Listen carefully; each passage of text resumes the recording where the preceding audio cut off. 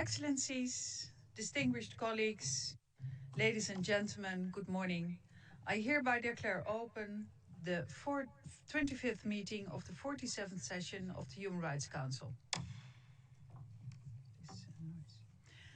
Excellencies, ladies and gentlemen, we shall now begin the quadrennial panel discussion on promoting human rights through sports and the Olympic ideal, held pursuant to Council Resolution 43/18.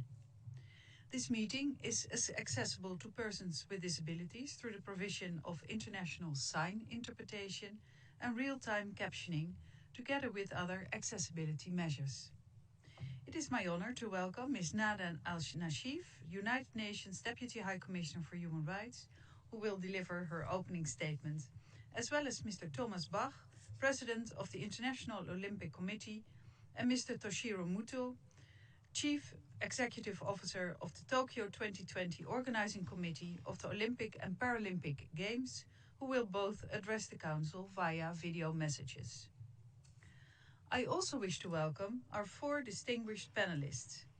Ms. Elizaveta Kunstman, member of the Russian National Paralympic sitting volleyball team and honored Master of Sports. Ms. Katrien Switzer, athlete, author, activist, and board chair of the 261 Fearless Incorporated.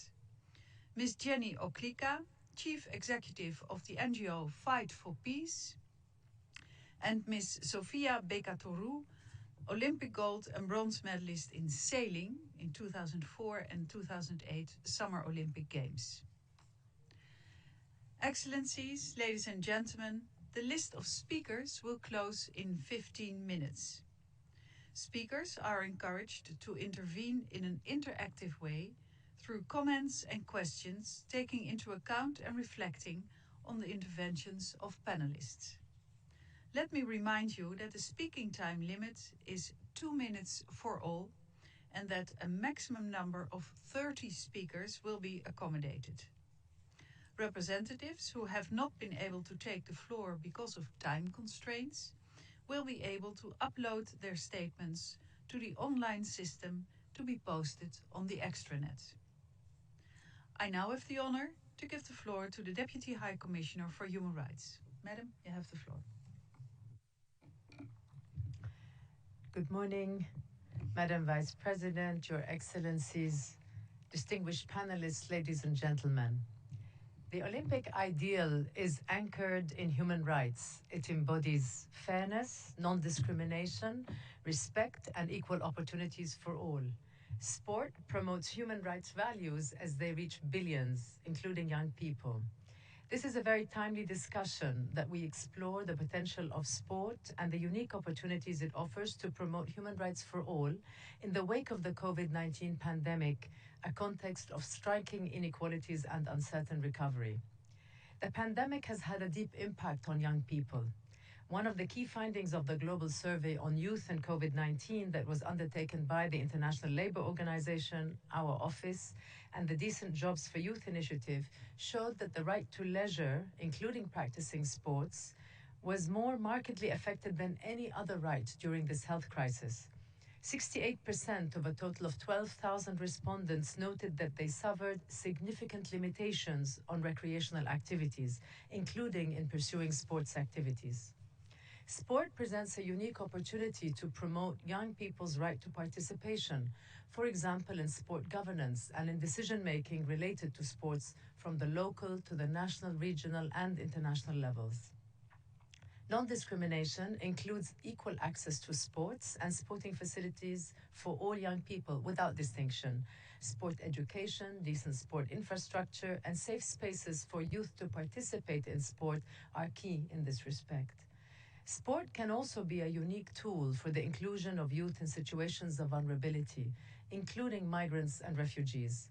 As we have seen, the participation of refugees in large sporting events, such as the Olympic Games, can inspire millions of children and youth to overcome challenges that they face. The refugee Olympic team at the 2016 Summer Olympics epitomized a very powerful solidarity with the world's refugees. And I am glad that such a team will participate again in the Olympic Games in Tokyo starting this month. Similarly, the Special Olympics World Winter Games to be held in Kazan in February 2022 signals the commitment to overcoming isolation as we transmit the incredible spirit of global youth determined to push the limits of personal endurance and achievement. We also know, however, that sport and sporting events have the potential to lead to human rights violations or to exacerbate discrimination, sexual and other forms of abuse and exploitation, forced evictions, poor labor conditions, as well as violence against journalists and peaceful protesters, including amongst youth. It is therefore essential that we more consistently and deeply embed human rights considerations into the organization and management of sport and of sporting events, particularly mega sporting events. In recent years, our office has increasingly engaged on human rights opportunities and challenges relating to sport. For instance, we harnessed sport as a tool to combat racism and racial discrimination by working with a variety of partners in the Russian Federation to ensure that the 2018 FIFA World Cup was prepared in line with effective non-discrimination policies. We also collaborated with civil society, sports governing bodies, trade unions, sponsors, the ILO, governments and others to establish the Center for Sport and Human Rights in 2018. This independent center provides an excellent platform for collective action involving all stakeholders, including young people, to address sports-related human rights challenges, for example, to combat sexual abuse of young athletes. In a similar vein, the UN Lead on Sport, UNESCO, has been engaged in the design and soon launch of a global observatory on women and sport to address long-standing gender-based discrimination. Fostering citizenship, nurturing solidarity, and consolidating peace. This is the transformative power of sport. Long may it continue to inspire us all. Thank you. Thank you very much. And I now have the honor to give the floor to Mr. Thomas Bach.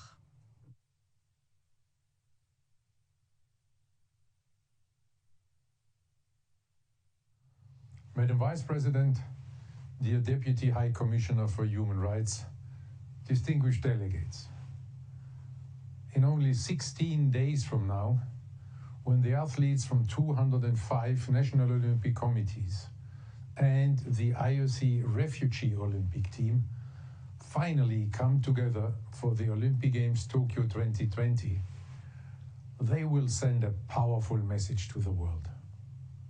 The message of peace and solidarity.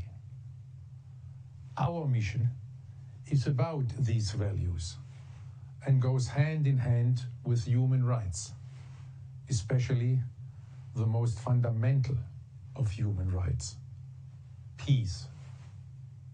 Today, the Olympic Games are the only event that unites the entire world in peaceful competition.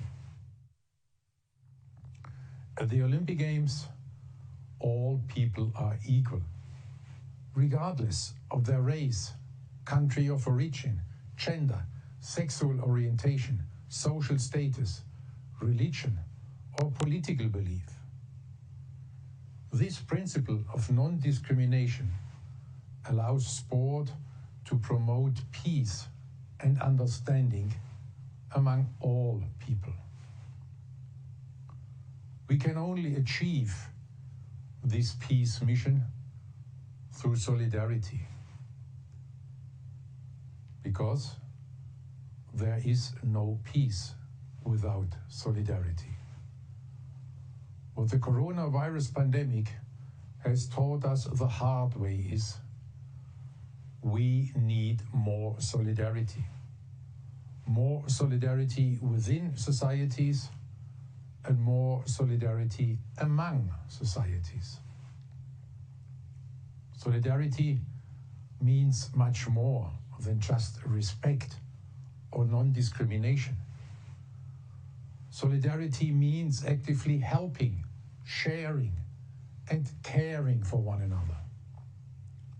This is exactly what we are doing within our remit of the Olympic Games. We care and share to support all the athletes from all the national Olympic committees. big and small, rich and poor, assisting them and helping them to make their Olympic dream a reality. But our solidarity goes beyond the NOCs and the IOC Refugee Olympic Team. This makes the Olympic Games perhaps the biggest manifestation of inclusion, of solidarity, and of peace. At the Olympic Games, we are all equal. Everybody respects the same rules, standing together in solidarity. This universality and inclusiveness that define the Olympic Games require us at the IOC to be politically neutral. Non-discrimination and political neutrality are therefore at the heart of our approach to human rights as well. Making the world a better place requires action and change. And change always starts with yourself. This applies also to human rights. For the Olympic movement, this applies in particular with regards to the Olympic Games. More specifically, our responsibility and our commitment is to ensure the Olympic Charter is applied at the Olympic Games.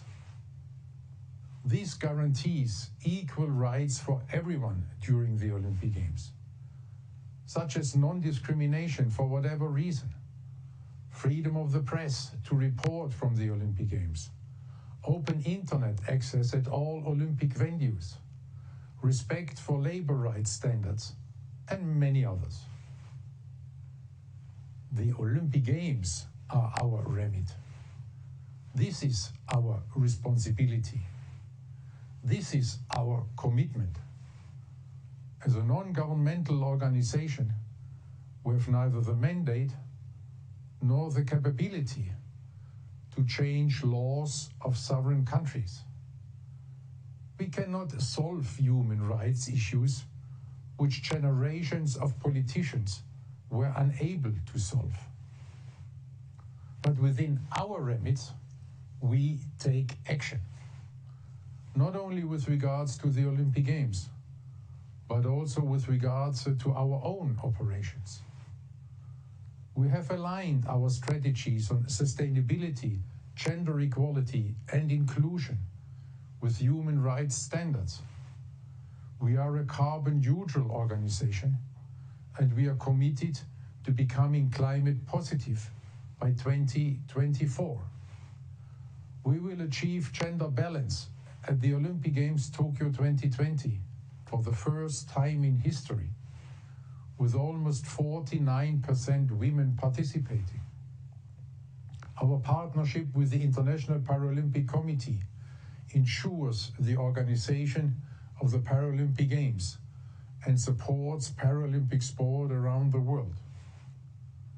To strengthen this approach, we have created a human rights unit within the IOC, which is increasing our engagement with human rights expert groups. In order for our actions on peace and human rights to be successful, we need the respect of politics for our mission. Because if this is not respected, then the Olympic Games would become as divisive as so many other areas of society today. The Olympic Games would lose their unifying power, and it would just not be possible for us to bring together the world in peaceful competition. This is why we need politics to always consider the Olympic Games as a matter of cooperation and never as one of confrontation. If sport can play a role in society today, it is precisely in strengthening the areas of cooperation for peace between nations. In this way, sport can give all of us, and especially young people everywhere, hope. Hope for a better, a more peaceful future. In this Olympic spirit, I wish you fruitful discussions and a successful session. Thank you very much. And I now have the honor to give the floor to Mr. Toshiro Muto.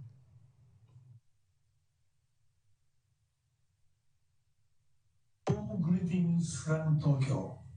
I'm Toshiro Muto, CEO of the Tokyo 2020 Organizing Committee. Thank you for this opportunity to provide this opening statement. After the 1-year postponement due to COVID-19 pandemic, the Tokyo 2020 Olympic and Paralympic Games will start on July 23. Our three basic concepts are achieving personal best, unity in diversity, and connecting to tomorrow. Today, let me focus on unity in diversity in line with the theme of this panel discussion. This is Tokyo 2020 emblem. It is a combination of three differently shaped rectangles to show the differences between people. The message of unity in diversity is embodied here that connect us despite our differences.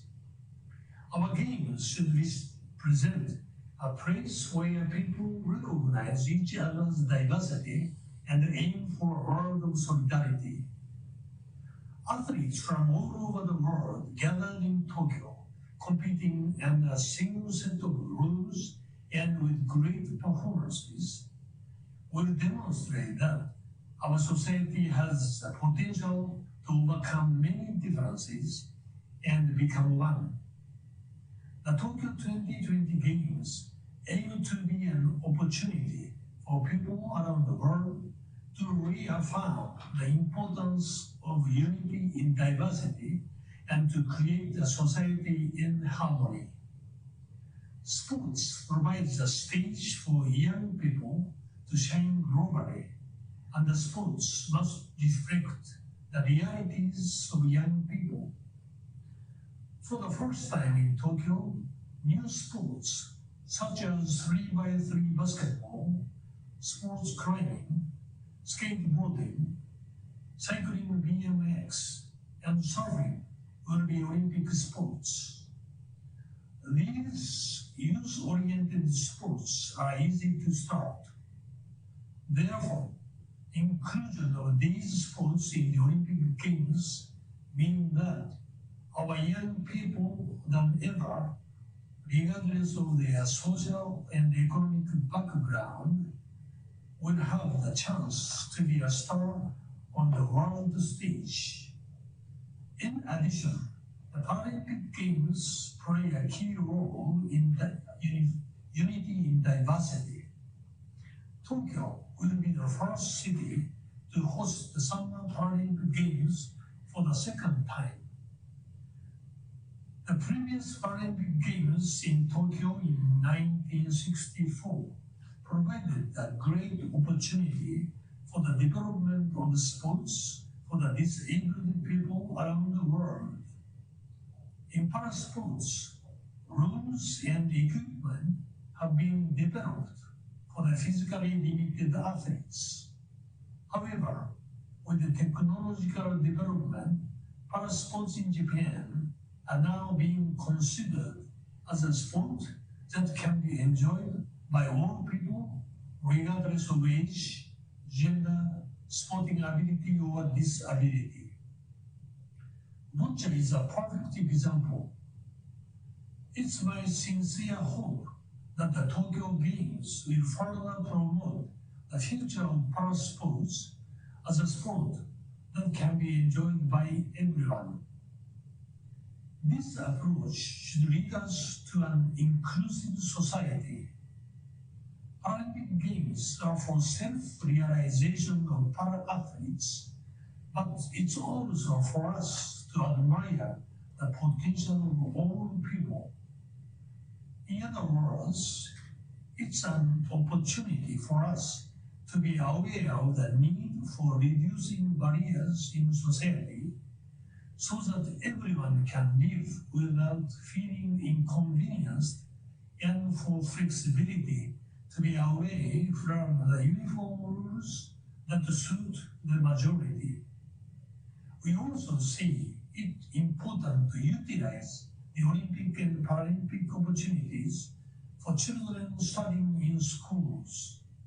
Since 2015, the Japanese government has been actively promoting the use of the Olympic and the Paralympic Games in education for fostering the norm awareness through sports and deepening children's understanding of international and intercultural issues, coexistence, and sustainability. For example, a refugee team will participate in the Tokyo 2020 Games with the idea of ensuring young people made refugees due to war or conflict that like to participate in sports. Tokyo Games will also be the most gender-balanced games, with 48.8% of female athletes in the Olympic Games and 45% in the Paralympic Games. I believe these efforts will send the message of human rights to the younger generation, and in fact, many young people are volunteers at the Games. During the bidding campaign, Tokyo 2020 emphasized the power of sports to bring dreams and hope to the areas affected by the Great East Japan earthquake. Our thinking started from reconstruction. The power of sports to inspire and give courage to those who have lost so much is a legacy that Tokyo 2020 aims to leave behind in the affected areas and pass on to the future. Life after COVID-19, with its various restrictions, is in some ways similar to the process of reconstruction from the Great East Japan earthquake. In a fragmented society, people once again recognize the value of things they have taken for granted and the importance of respecting each other. COVID-19 pandemic is not over yet. We will do our best to ensure the safe and secure Tokyo 2020 Games for athletes and for everyone by taking full and comprehensive countermeasures. Through the successful hosting of the Tokyo 2020 Games, we hope to show the world that people have the right to live healthier and happier lives, even in difficult circumstances. And we would like to play a role in facilitating the sound development of young people. We hope that the ideas of the Tokyo 2020 will be transmitted to the world with even greater strength through the heartfelt exchanges of many like-minded people in this panel discussion. Thank you very much. Thank you very much. And I now will give the floor to the panelists for their initial presentations. And I have the honor to give the floor to Ms. Elisabetta Kunstmann. The floor is yours. Совета по правам человека. Я благодарю за выбор меня в качестве докладчика сегодняшней дискуссии. Меня зовут Кунстман Елизавета, мне 22 года, и я являюсь членом паралимпийской сборной команды России по волейболу сидя. Тема возможности эффективного использования спорта и олимпийских идеалов в целях поощрения прав человека, молодых людей актуальна и очень важна для меня лично, как и для многих. Так случилось в моей жизни, что в детстве я попала под поезд и осталась без обеих ног. В один момент я лишилась обучения в школе, прогулок во дворе с друзьями и вообще всякой активности. А мне нужно было чем-то заниматься, не могла я без дела сидеть. Меня пытались увлечь каким-то творчеством, но все это было не то. Очевидным выходом стал спорт. Так я перепробовала и керлинг, и стрельбу, и баскетбол на колясках, но призвание нашла в волейболе сидя. В 13 лет я оказалась самой юной волейболисткой паралимпийского движения в мире. В 15 лет в составе сборной стала бронзовым призером чемпионата мира, в 18 лет чемпионкой Европы. А самая значимая из побед на данный момент – это триумф на чемпионате мира в 2018 году. Сборная России впервые заняла столь высокое место за всю историю развития волейбола сидя.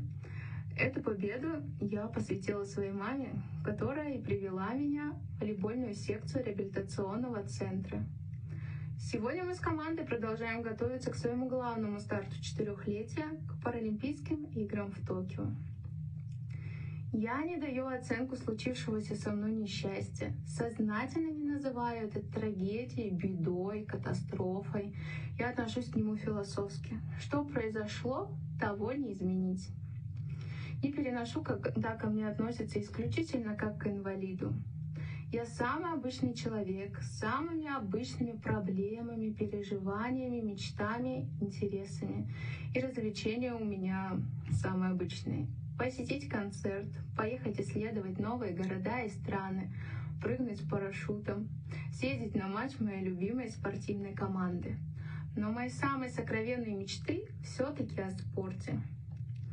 Мне очень хочется, чтобы в России проводилось как можно больше крупных соревнований. Зимняя Паралимпиада была, Кубок мира по горнолыжному спорту прошел на Сахалине, а в 2022 году в южном городе России, Сочи, будут проводиться Всемирные игры Айвас и Кубок мира по фехтованию на колясках. В соревнованиях будет представлено 7 видов спорта: фехтование, легкая атлетика, плавание, стрельба из лука, настольный теннис, бадминтон и впервые включен в программу волейбол сидя, где я очень надеюсь поучаствовать со своей командой. Также хотелось бы увидеть много зрителей на трибунах, как это бывает в других странах. Там гораздо больше людей знают, что такое паралимпийский спорт, интересуются им и болеют за свои команды. И все это, в принципе, очень сильно влияет на жизнь всех людей с ограниченными возможностями. Я очень рада, что за последние десятилетия развитие паралимпийского движения набирает обороты.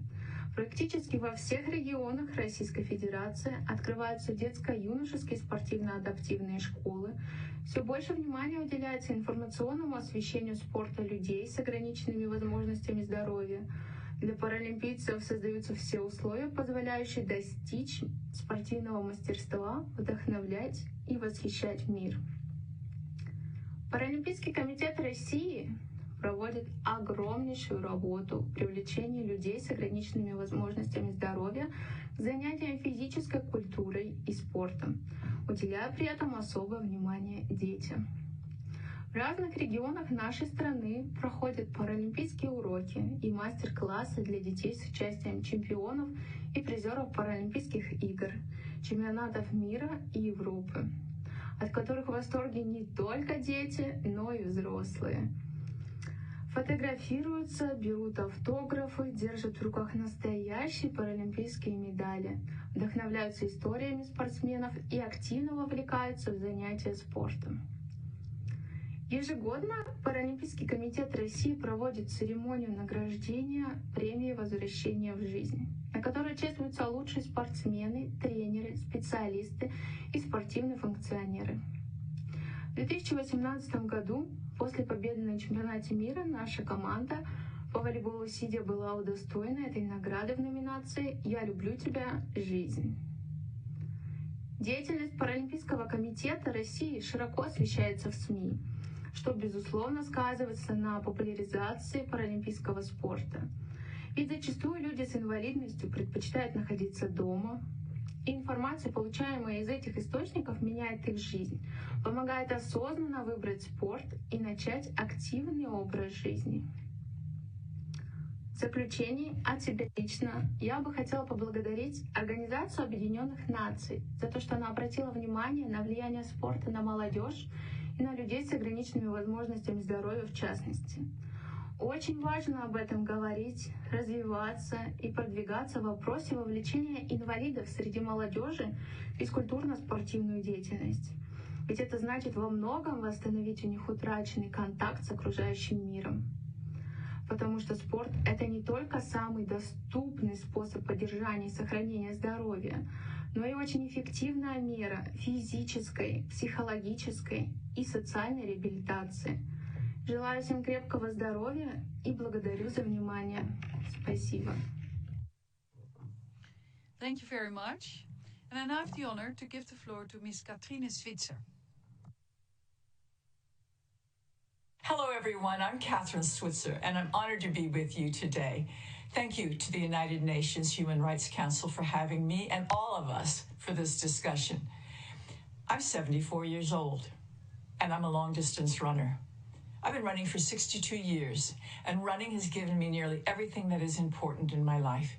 And it has given millions of men and women most that is important to them, too. In fact, in the last 50 years, running has created a human rights revolution of empowerment, good health, and social justice.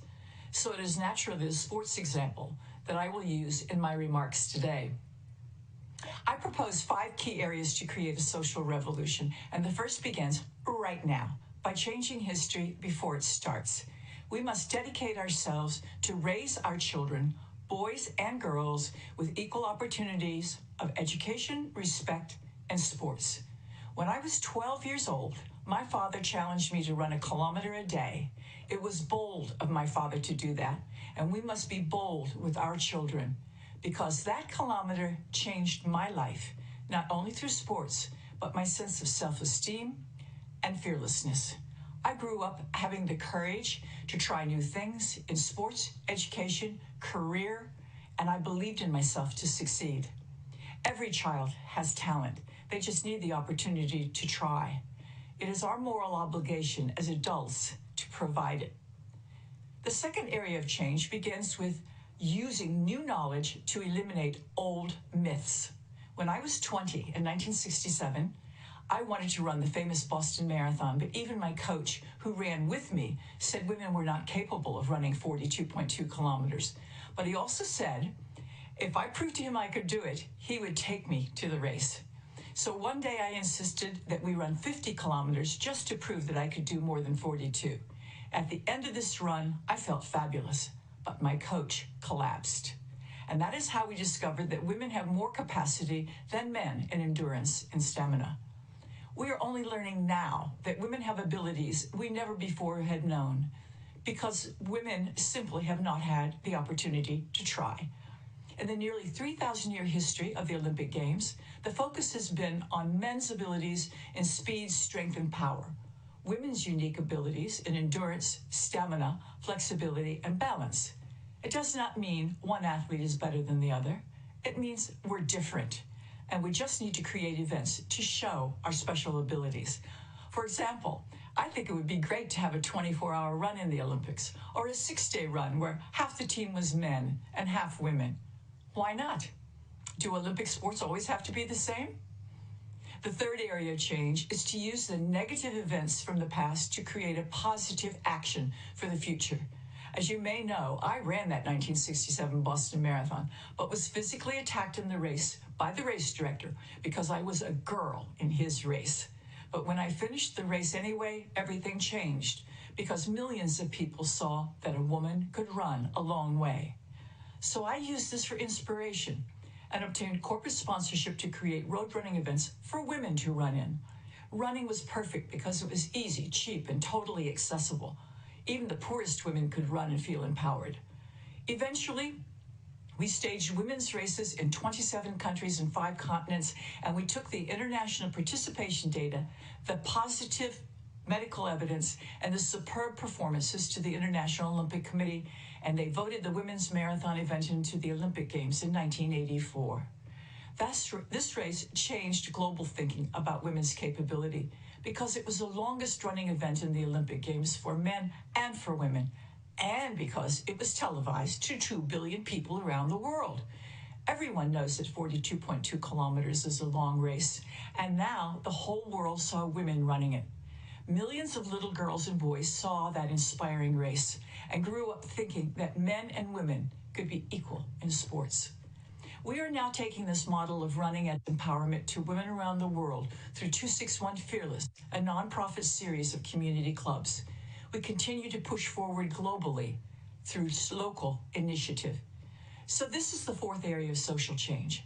All of us, Olympians are ordinary people, should volunteer and give back in our own communities. Hope and inspiration to become an Olympian begins in our neighborhood, and so does basic self-esteem and equality. I think it's a good idea to ask the Olympians to pass on their knowledge to children everywhere. And it would be worthwhile for the IOC and the UN to give them advice and training on how to do this. All of us can remember our first role model, and all of us can remember taking that first step. Our fifth and final area is a hopeful personal observation. In 2018, I ran the New York City Marathon shortly after a terrorist attack in the city. Many people said not to do it, but I said, I will be running with 50,000 people, and on my left will be a man who's a different color, and on my right, a person whose gender I cannot discern, and near us is a person in a wheelchair. We are not afraid. We are only care about motivating each other to the finish line. We don't care about religion, race, gender, age, income, or appearance. And when we finish the race, we hug each other in celebration. Perfect strangers, now trusted friends. If we can accomplish this kind of diversity, inclusion, equality, and respect in sports, surely we can accomplish this in the world. Thank you. Thank you very much. And I now have the honor to give the floor to Ms. Jenny Oklika.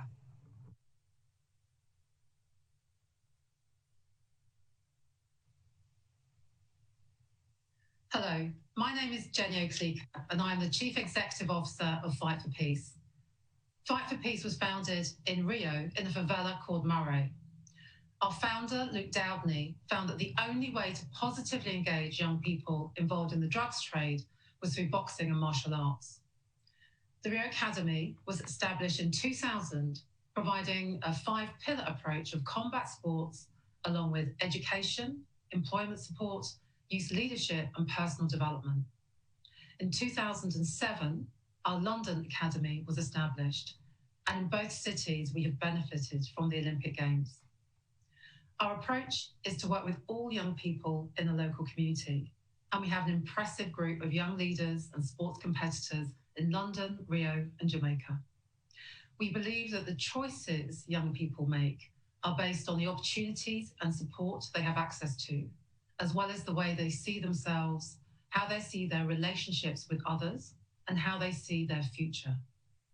That's why we invest in young people and offer person-centered and integrated programs in a safe environment.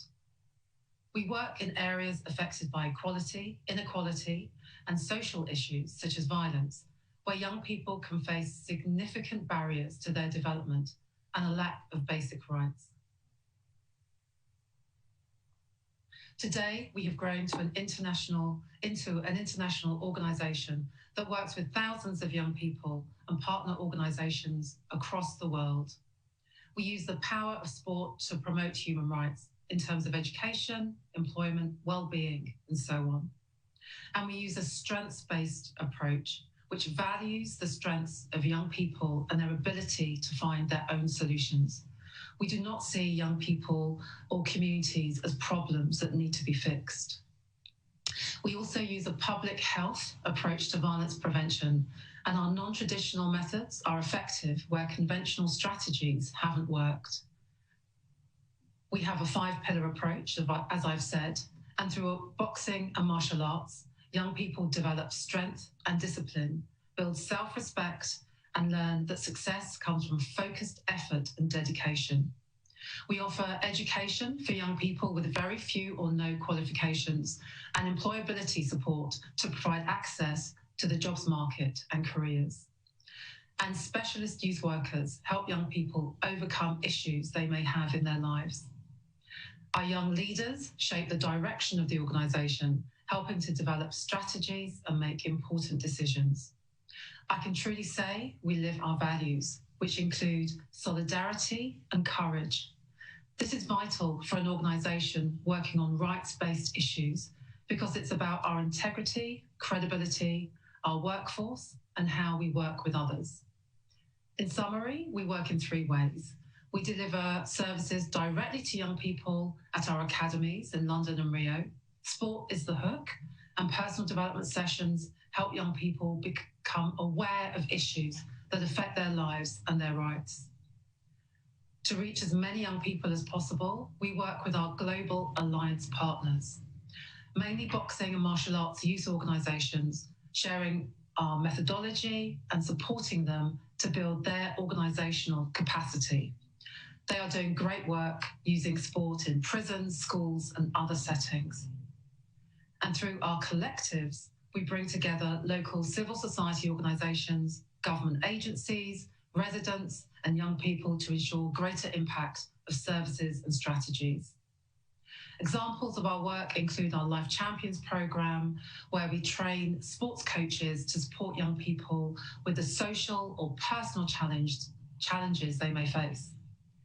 Promoting gender justice is another area of our work, which has been particularly successful in Rio, and is not only about increasing female engagement numbers, but also addressing issues such as gender-based violence and rights.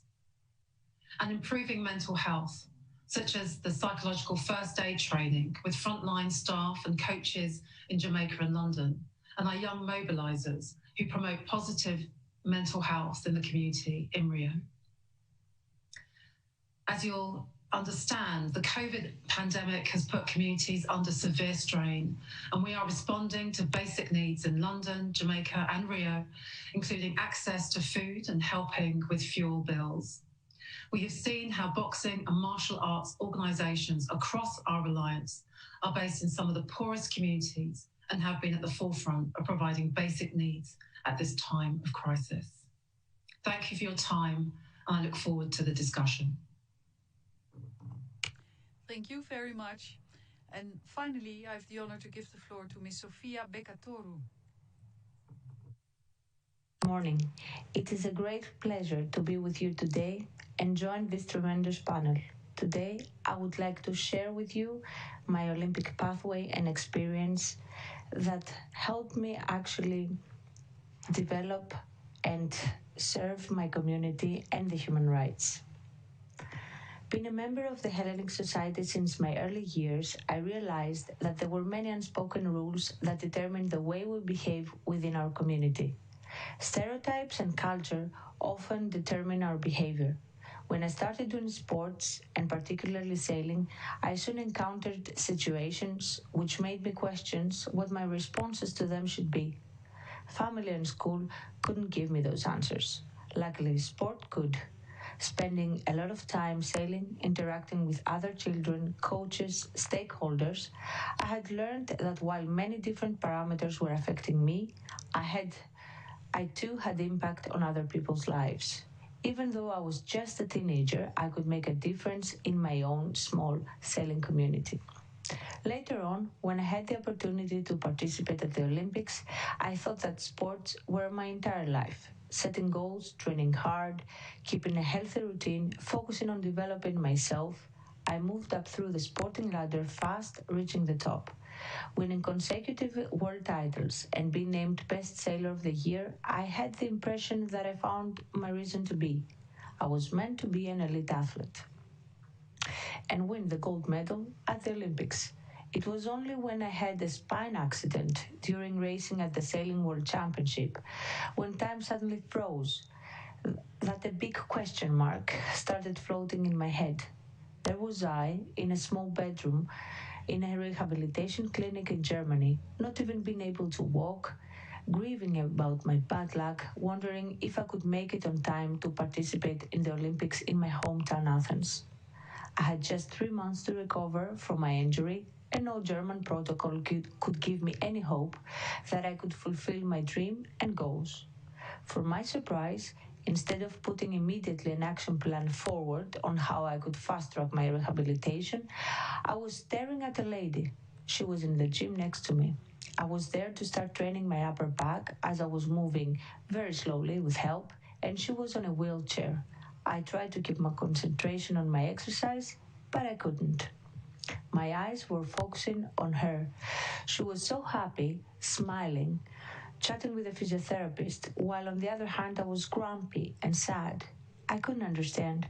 She couldn't walk yet. She couldn't walk, yet she was coming every day in the rehabilitation center, always with a big smile, having fun, being so positive, while I was always pushing myself to recover fast and was never content with myself. I couldn't relax and I was keep counting down the time to the Olympics. When the doctor who operated me in Greece came to visit in Germany, he gave me a book from Eckhart Tolle, which was called The Power of Now. I started reading it while I was on the bike training on the long physiotherapies during the break time. The book was about the importance of appreciating the time we spend in every single step of our lives despite the difficulties. I started slowly looking back, reflecting on my journey in sports, the long Olympic pathways, and all the experience I had gained through time within the Olympic family. There were stressful, intensive moments, many crises to be managed, but all moments were precious in every aspect. Long lasting friendships with people all over the world, memories, other good, other bad, strong life lessons, and how to balance your ego, desire to succeed, and how to be able to stay human and grounded, appreciating the life we live through sports. I undoubtedly gained valuable experience in a tough environment that was preparing me in the best possible way to participate in society with ethics and integrity. Sports and the Olympic spirit have not only taught me to manage myself, my goals, and create a productive environment to work, but helped me better perceive and understand interactions with people. Years later, after winning 2 Olympic medals, life brought to my family different challenges. While training for Rio Olympics, my older sister was suddenly diagnosed with brain cancer, and that was a turning point of my family. I tried my best to put my experience to good use and help my family to go through this steep path, which unfortunately wasn't meant to have a good ending, something I knew from the start. It was the first time in my life that I was racing for something different than a winning position. I was racing for my sister's life, knowing that the result was already predetermined. And out of nowhere, I was still able to stay close, accompanying her in this unfair battle with cancer, making decisions about her chemotherapy, radiation, and surgery, smiling to her, cherishing the hours that we still had left. There are no words to describe how I felt and how I saw my whole family collapsing when Varia died. Sports and the motivation to race in her memory gave me the strength to stand up again after her loss and lead our Olympic team in Rio as the first female flag bearer for Greece. It also gave me the strength to recover psychologically when a year after my sister's death, my mother died. I can't say that I didn't lose myself for a time after these tragical incidents, but I can definitely assure you that inside of me there was already a pathway to strive against difficulties, and in some time I got the strength to stand for my children and my father. Sailing is a sport that helps you to develop a strategic mindset, but also requires leadership and thinking out of the box. You need to trust your own guts and accept your bad choices and move on without going in a safety mode. This year, I had to take my own wind shift and do what I thought was right, even if no one would stand by me. I have decided to retire from Olympic sailing, and I was ready to face my demons. I unveiled that 22 years ago, I was raped by the former vice president of the Hellenic Sailing Federation during our Olympic qualifier for Sydney.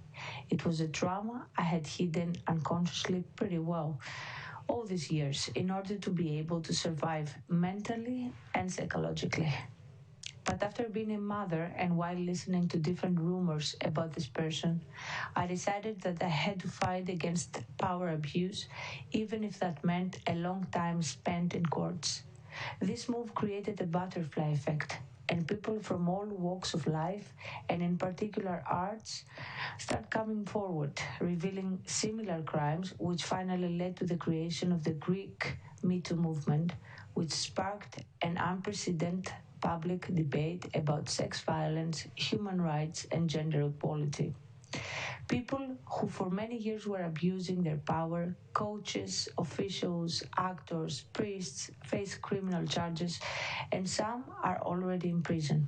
The Greek Ministry of Justice decided to change some parts of the Greek criminal law in order to protect our society from sexual violence.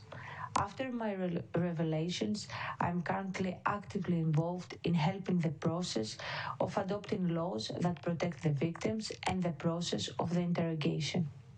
Having teamed up with other victims and lawyers who have fought for human rights, and with the help of social media, we try to establish good practices which are already embraced and proposed by UNESCO but not yet adopted by my country. The Olympic values I have served practically all my life are giving me now the opportunity to make a real difference for my country and the world, defending human rights, gender equality, and reducing all sorts of violence. This is a race that is practically an endless relay. It has started many years ago and will have to continue for more. It is humanity's Olympic medal, and we have to win it all together. Thank you very much. Thank you very much. Excellencies, ladies and gentlemen, we will now proceed with the first segment of the list of speakers. Let me remind you that all interventions from the floor are limited to 2 minutes, and the list of speakers is now closed. First, I give the floor to the distinguished representative of Greece.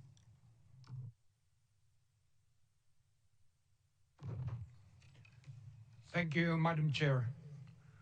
I have the honor of delivering this statement on behalf of 75 countries.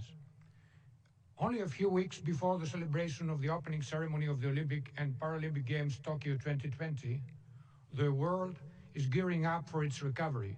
The Olympic Games have always been the most important global sporting event every 4 years. The springtime of humanity, as Pierre de Coubertin once qualified it. This year, more than ever, we're looking forward to getting truly inspired by the message the Olympic Games bear in their essence. The last year and a half has been extremely challenging, both in terms of physical and mental health for millions of people around the globe. With regard to human rights, the COVID-19 pandemic raced across pre-existing fault lines and widened human rights gaps, as UN High Commissioner for Human Rights Michelle Bachelet has highlighted in her 2020 Human Rights Report. Now is the time to heal and solidify our human rights foundations. Therefore, we are called upon to build forward better, bearing in mind that we are stronger together. In this respect, sport and the Olympic Games in particular can serve as a model example where people, nations, athletes, and teams take part without discrimination of any kind, such as race, color, sex, language, religion, political or other opinion, national or social origin, birth, or status. The Olympic ideal shows that major sporting events can raise awareness and promote a better understanding of human rights throughout the life cycle of the event, in particular for young persons around the world.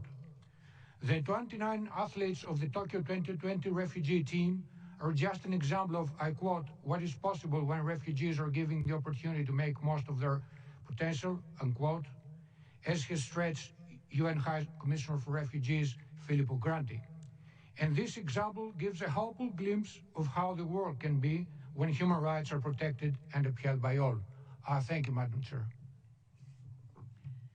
Thank you very much. And I now give the floor to Denmark, also on behalf of a group of countries. Nordic and Baltic countries. We wish to thank the panelists for their valuable insights. In today's focus on leveraging sports as a way to promote human rights for young people, the link to the right to health seems obvious. Participating in sports fosters not only physical but also mental health of young people. But sports can have a much larger impact on young people's experience with and perception of human rights. Participation in sports should encourage social inclusion of children and youth from different cultural or socio-economic backgrounds without discrimination of any kind and promote gender equality. As such, sports can play an important role in promoting the values of equal treatment and non-discrimination in children and youth, including amongst those with disabilities.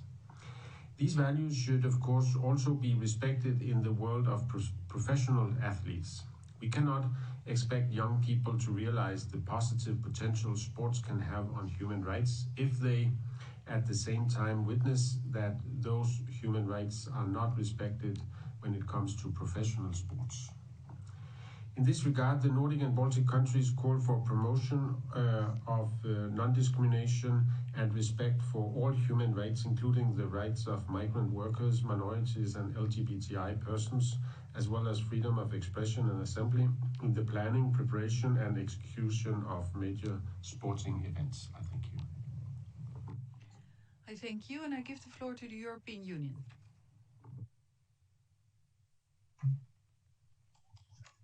Madam Vice President, the European Union thanks the distinguished speakers for their opening remarks and statement. Human rights and sport have become increasingly linked as sport has a significant potential to promote human rights and raise awareness for their respect. This is particularly true with regard to young people, since sport and major sporting events have the potential to inspire and educate the youth and promote their social inclusion. This objective is closely intertwined with the principle of non-discrimination of any kind. While fully acknowledging the positive role that sport is playing in promoting human rights worldwide, it is vital to protect and promote its integrity against the negative practices, such as violence and hooliganism, doping, political exploitation, corruption and manipulation. Relevant entities, including states, involved in delivering and organizing major sporting events need to address and prevent such practices that might lead to human rights violations and abuses, and are called to respect international treaties and principles, including the guiding principles on business and human rights. Madam Vice President, we appreciate the focus of the discussion on the need to increase women participation in sport events. We call on state and sport organizations to effectively contribute in fighting gender stereotypes and other relevant stereotypes, to leverage sport and physical education policies and programs in order to advance gender equality and the empowerment of women and girls. Finally, we encourage them to adopt legislation and other relevant measures to eliminate sexual exploitation, sexual harassment, and abuse in sport. Distinguished panelists, how can we better protect the sport movement from such practices? I thank you. Thank you. And it's now my honor to give the floor to the distinguished representative of Cameroon on behalf of a group of African states. Merci, Madame la Présidente. Madame la Présidente, le groupe africain se félicite de la convocation de cette table ronde quelques jours avant le début des Jeux olympiques. Le groupe africain remercie tous les panélistes qui ont pris la parole. Le sport, comme l'a déclaré Nelson Mandela, a le pouvoir de changer le monde, il a le pouvoir d'inspirer et peut créer l'espoir là où il n'y a que du désespoir. Le groupe africain croit au pouvoir du sport pour unir les gens et nous sommes d'accord avec l'évaluation selon laquelle il s'agit d'un outil puissant pour promouvoir tous les droits de l'homme.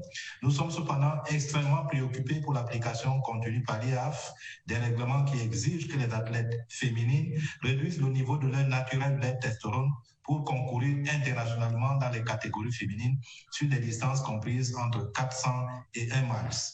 Nous sommes témoins d'une situation où l'AF, par le biais de ces règlements, utilise le sport pour discriminer les femmes présentant des variations intersexuelles et pour renforcer les stéréotypes des genres nuisibles.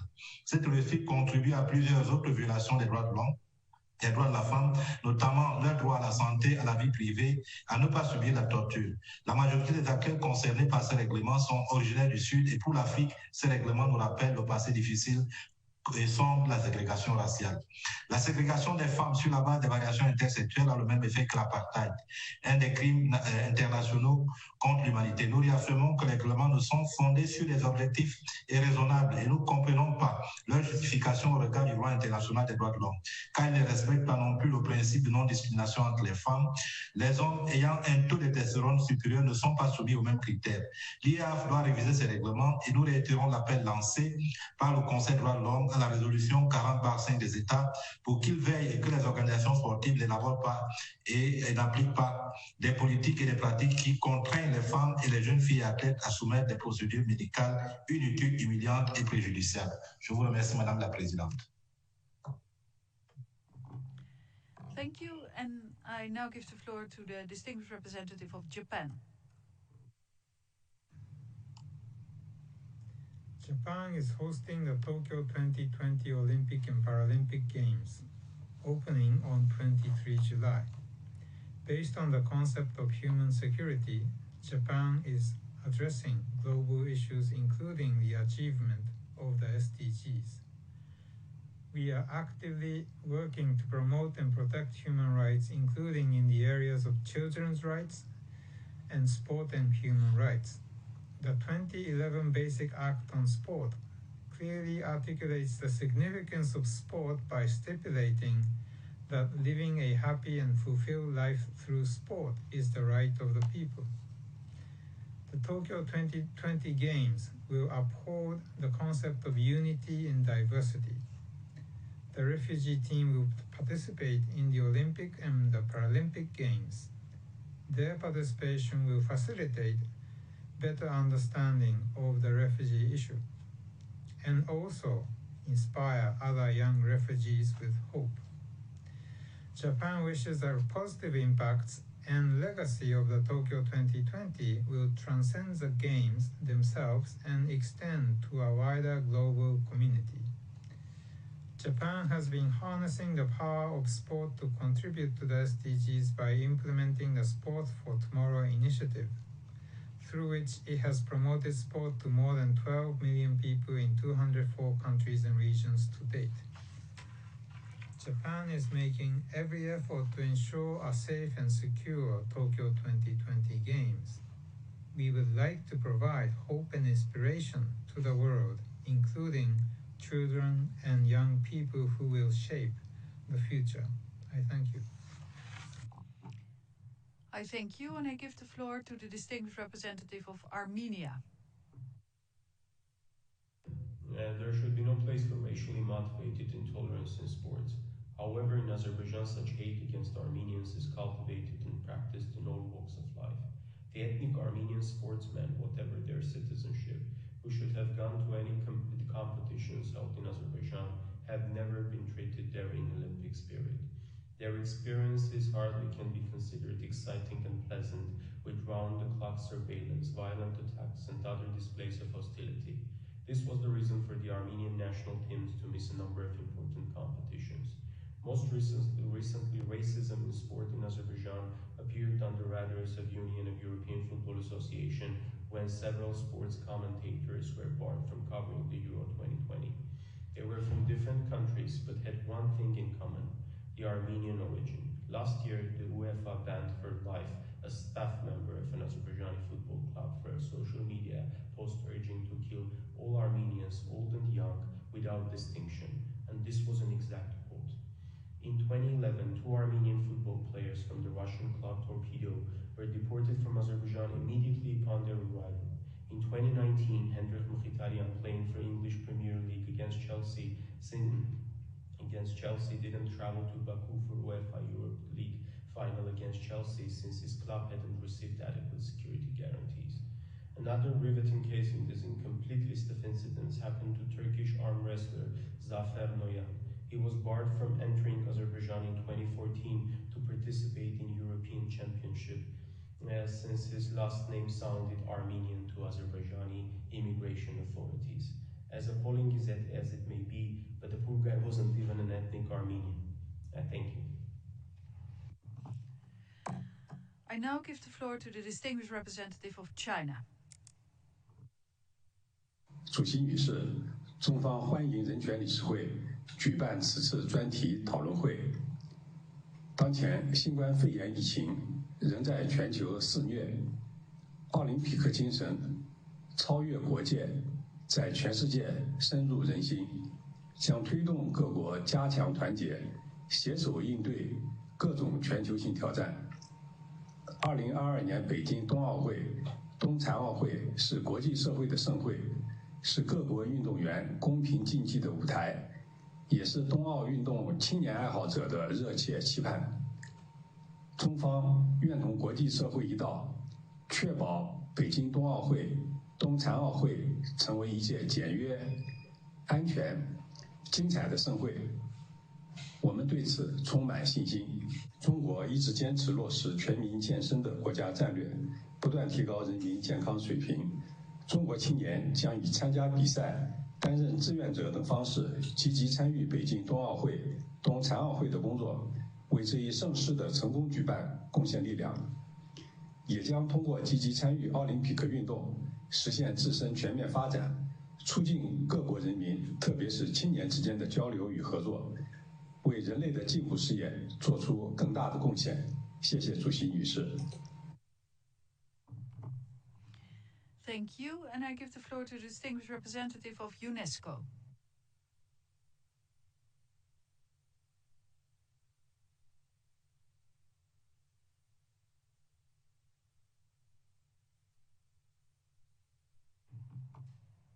UNESCO, you have the floor.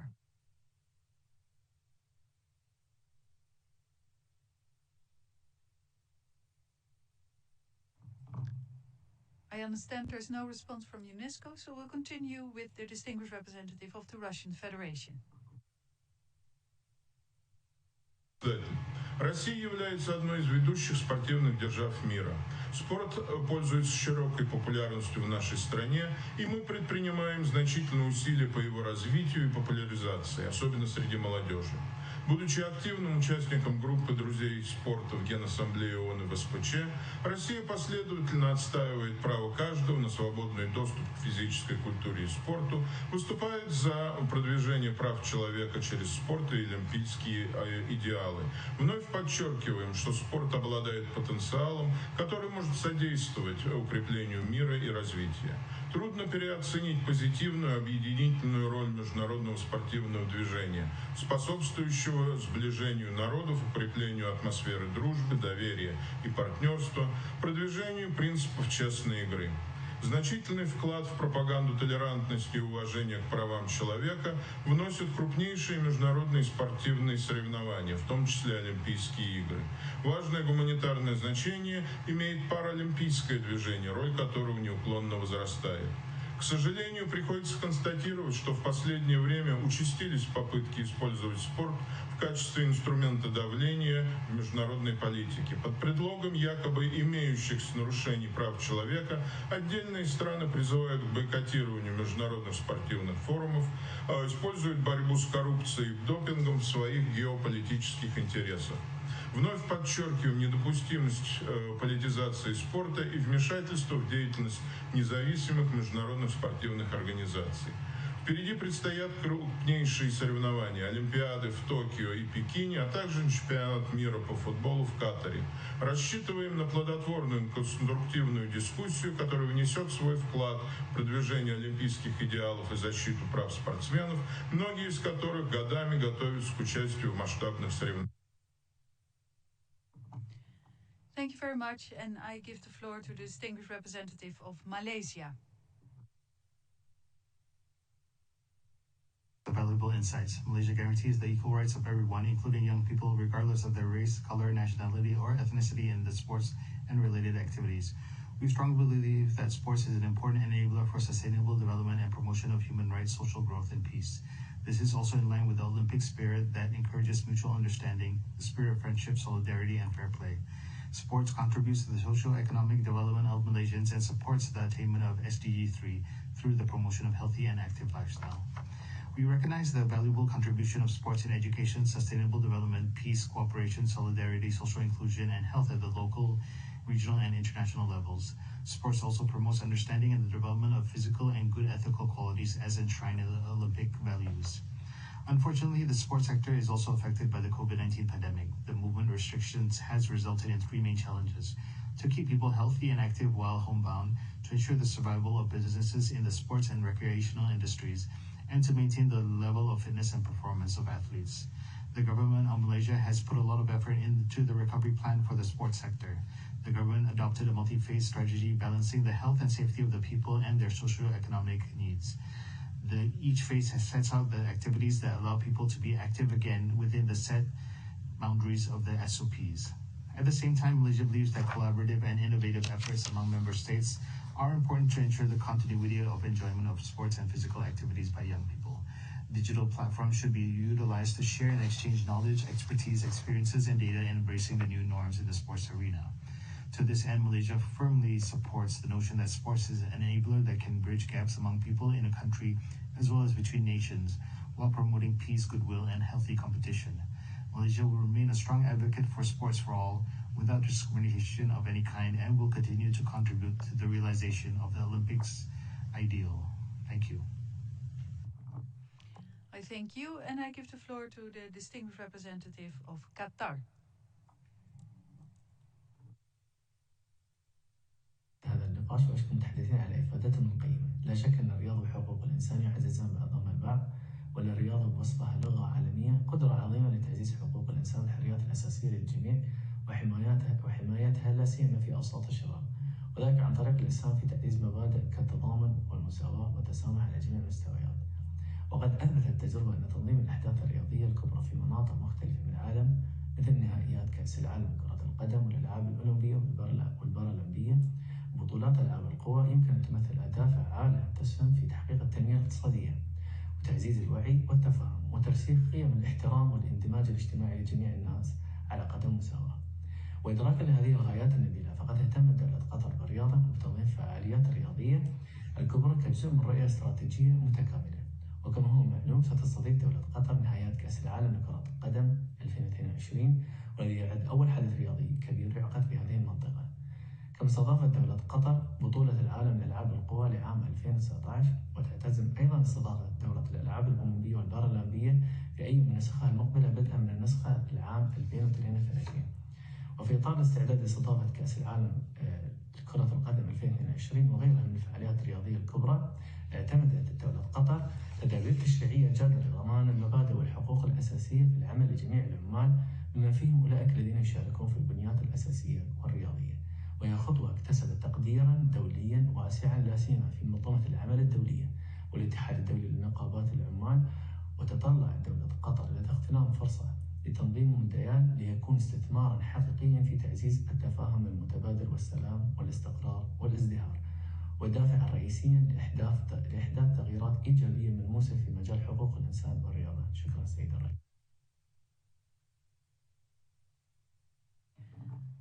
I thank you, and I give the floor to the distinguished representative of Morocco.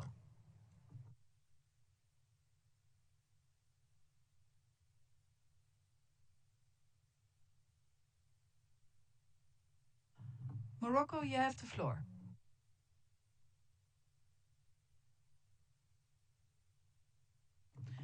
I understand Morocco is absent, so we'll continue with the distinguished representative of Botswana.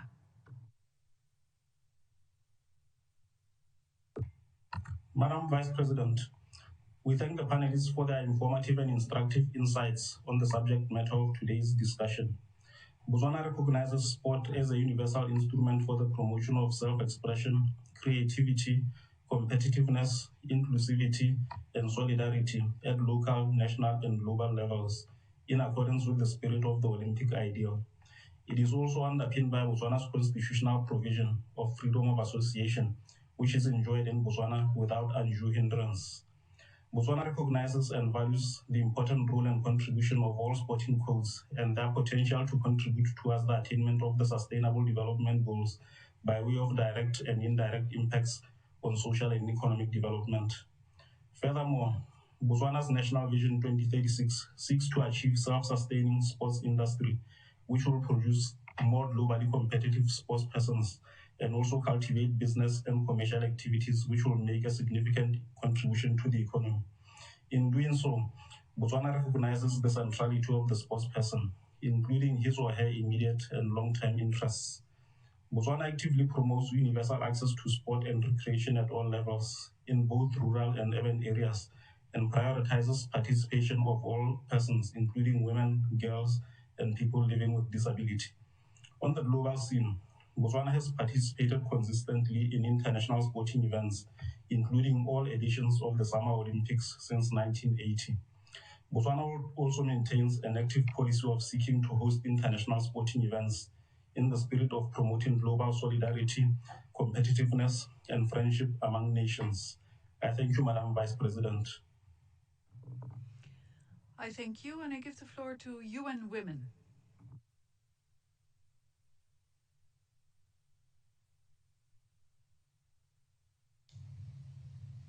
Thank you, Madam President. The most visionary agenda for the empowerment of women and girls, the Beijing Declaration on Platform for Action, asserts that sport has a critical capacity to propel the empowerment of women and girls. While there have been important advances, the full potential of sport as a driver for gender equality has yet to be harnessed. On the 1st of July 2021, leaders in the world of sport came together to make commitments to the Sport for Generation Equality principles in the context of the Generation Equality Forum.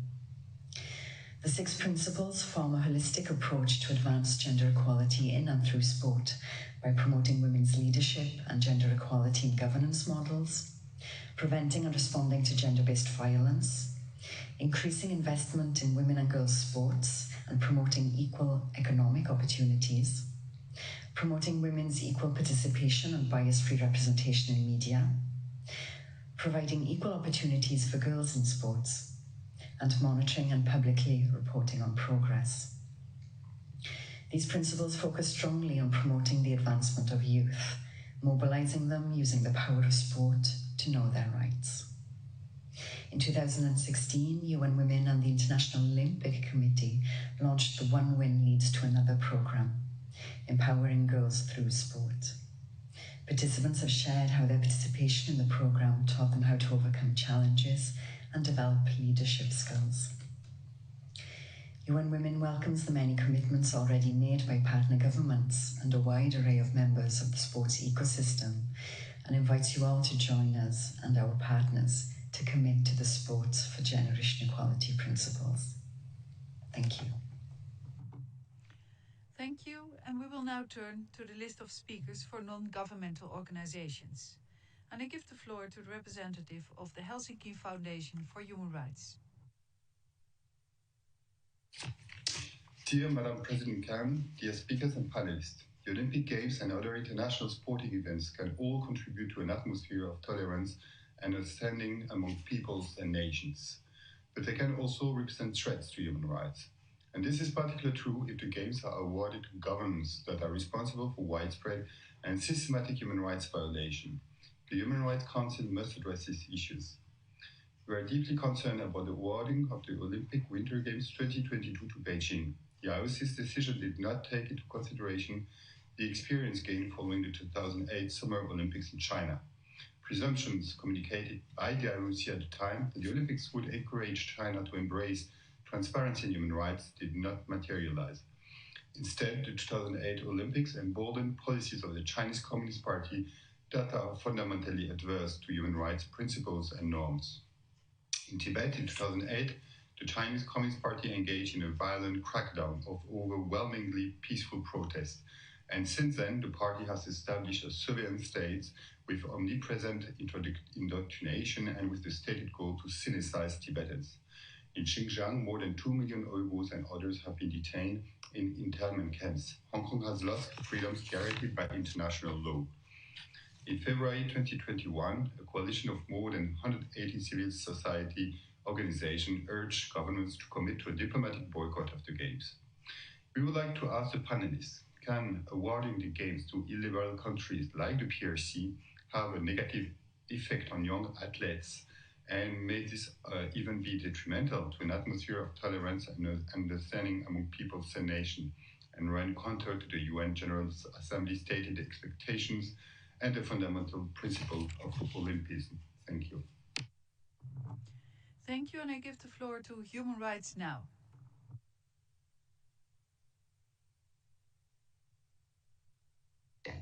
Human Rights Now expresses deep concern over the decision to continue the Summer Olympics in Tokyo despite the ongoing pandemic. COVID-19 has infected over 180 million people and killed nearly 4 million. With athletes around the world coming to Japan, the risk to human life and health is unacceptably high. Most people in Japan are still not vaccinated, the number of newly infected people is increasing, and medical capacity is still hopefully insufficient and at risk of collapse. Top Japanese medical associations have called for the Olympics to be cancelled or held without spectators due to the infection risk. Opinions the Organising Committee has not seriously considered, even as it has recruited medical personnel as volunteers, placing further burden on their capacity to fight COVID. The committee is also arranging specifically for children's attendance, placing them at risk. Planned measures such as vaccines and PCR tests for athletes are not sufficient to prevent infections and discriminate by protecting some while placing others at risk. The Indian delegation has also complained of discriminatory treatments. All of these policies contradict the Olympic Charter principles of human rights, non-discrimination, solidarity, and friendship. All available financial and medical resources should be allocated not for holding an Olympic under a pandemic, but for the fight against COVID worldwide, with no one left behind. No Olympics should ever sacrifice the rights to health and life. We urge organizers to cancel or postpone the Olympics game until after the pandemic is over. Thank you. Thank you. And I give the floor to Rencontre Africaine pour la Défense des Droits de l'Homme. Madam President, RADO salutes the organization of this quadrennial debate on promoting human rights through the sports and Olympic ideal. In the period of COVID-19 crisis, RADO has appreciated the commitment of several organizations in favor of the developments of sports to ensure safety and to improve the well-being, integrate the marginalized people, and working towards a more cohesive and a tolerant society. Sports has the ability to break down cultural barriers, to combat racism and radical discrimination while creating opportunities for a positive social interaction and promotion of brotherly universal coexistence. The resilience of the youth is the foundation of our future and the core of the 2030 agenda. By providing youth with the sports program with strong mentors, sport can be harnessed as a powerful driver of development, which can significantly impact the lives of youths in their communities and by helping the youth to overcome violence and to reduce the effects of terrorism. In the critical context, RADO is deeply disappointed to see that in 21st century, many countries, especially girls and women, are not allowed to participate or compete in international events of sporting nature. They are also actively persecuted and discriminated against for their willingness to participate in various sports. In conclusion, RADO would like to ask the distinguished panelists what strategies and solutions they propose to combat the discrimination, especially against women and girls, in different fields of sports, as well as national and international competitions. Thank you very much, Madam President. Thank you. And we've exhausted the first segment of the list of speakers. We will now proceed with the second segment of the list of speakers. And first on the list is the representative of United Nations Population Fund. Thank you, President. This statement is being delivered on behalf of ILO, IOM, and UNFPA. The human rights of young people are central to sustainable development. The UN Youth Strategy aims to build the agency and advance the rights of young people in all their diversity around the world, and to ensure their engagement and participation in the implementation, review, and follow-up of the 2030 Agenda for Sustainable Development. Sports play an important part as a way to challenge and address negative gender norms and stereotypes, intersecting discrimination and xenophobia, and improve self-esteem, leadership, and other life skills. UNFPA's youth strategy, My Body, My Life, My World, puts emphasis on the regularization of sexual and reproductive health and rights of young people, particularly girls and young women everywhere, as a way to ensure a successful transition from adolescence to adulthood. UNFPA supports several youth centers in different refugees and resettlement camps, which use sports as a strategy to attract young people to participate in sessions that offer information and education on sexual and reproductive health and rights. Sports are a key driver towards more inclusive, peaceful, tolerant, and multicultural communities. As far as young migrants, IOM seeks to enable the active participation of youth in post-conflict societies by promoting better access to employment and civic engagement opportunities through a series of mutually reinforcing activities through sports, vocational training, and conflict resolution peacebuilding workshops. The promotion of decent work is also at the heart of the ILO's mandate. Sport can act as an important tool in equipping young people with relevant skills for employment and in realizing their rights to decent work and in improving their mental well-being.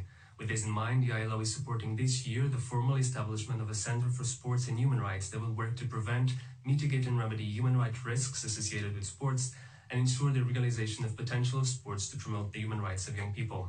The UN system will thus continue to promote the mainstreaming of all rights of young people into the work of treaty bodies, special procedures, and other human rights mechanisms. I thank you. Thank you, and I give the floor to the distinguished representative of Azerbaijan. Thank you, Madam Vice President. Sport plays a significant role in promoting human rights, education, health, and is a vehicle to foster development and inclusion, to advance peace and to combat all forms of discrimination. Azerbaijan, highlighting the importance of involving sport and the Olympics for enjoyment of all human rights by persons with disabilities, is carrying out various measures aimed at creation of a barrier-free environment for them. The Azerbaijani National Paralympic Committee develops professional sports for persons with disabilities. We take pride in the performances of our Paralympic athletes who have won 9 gold, 18 silver, and 11 bronze medals at the Paralympic Games since their debut in 1996. Azerbaijan is now developing athletes in 12 of the 19 Paralympic sports. The Azerbaijani Children's Paralympic Committee is the first such committee in the world, which aims to promote physical education and sports as inclusive and to advance the integration of children with disabilities into society. Recognizing the potential of hosting international sporting events in contributing to an atmosphere of tolerance and understanding and educating the youth in the spirit, Azerbaijan in recent years has held major sporting events such as the European Games and Islamic Solidarity Games. Amidst coronavirus challenges, my country also successfully hosted 3 group matches and 1 quarter-final of Euro 2020 Aerobic Gymnastics World Championship Formula 1 this year. We regret that Armenia has no good practices to present during these important discussions and dedicated its whole statement to its fabricated propaganda against Azerbaijan. It once again proves that the only prerequisite for Armenia to improve its prosperity and well-being of its own people in order to have a more positive agenda is to develop good neighborly relations with its neighbors and benefit from opportunities emerged in the region following the end of conflict between Armenia and Azerbaijan. I thank you. Thank you, and I understand that the sound quality was a little bit difficult for the interpreters to interpret, so we apologize for that. And we'll continue with the distinguished representative of Ecuador.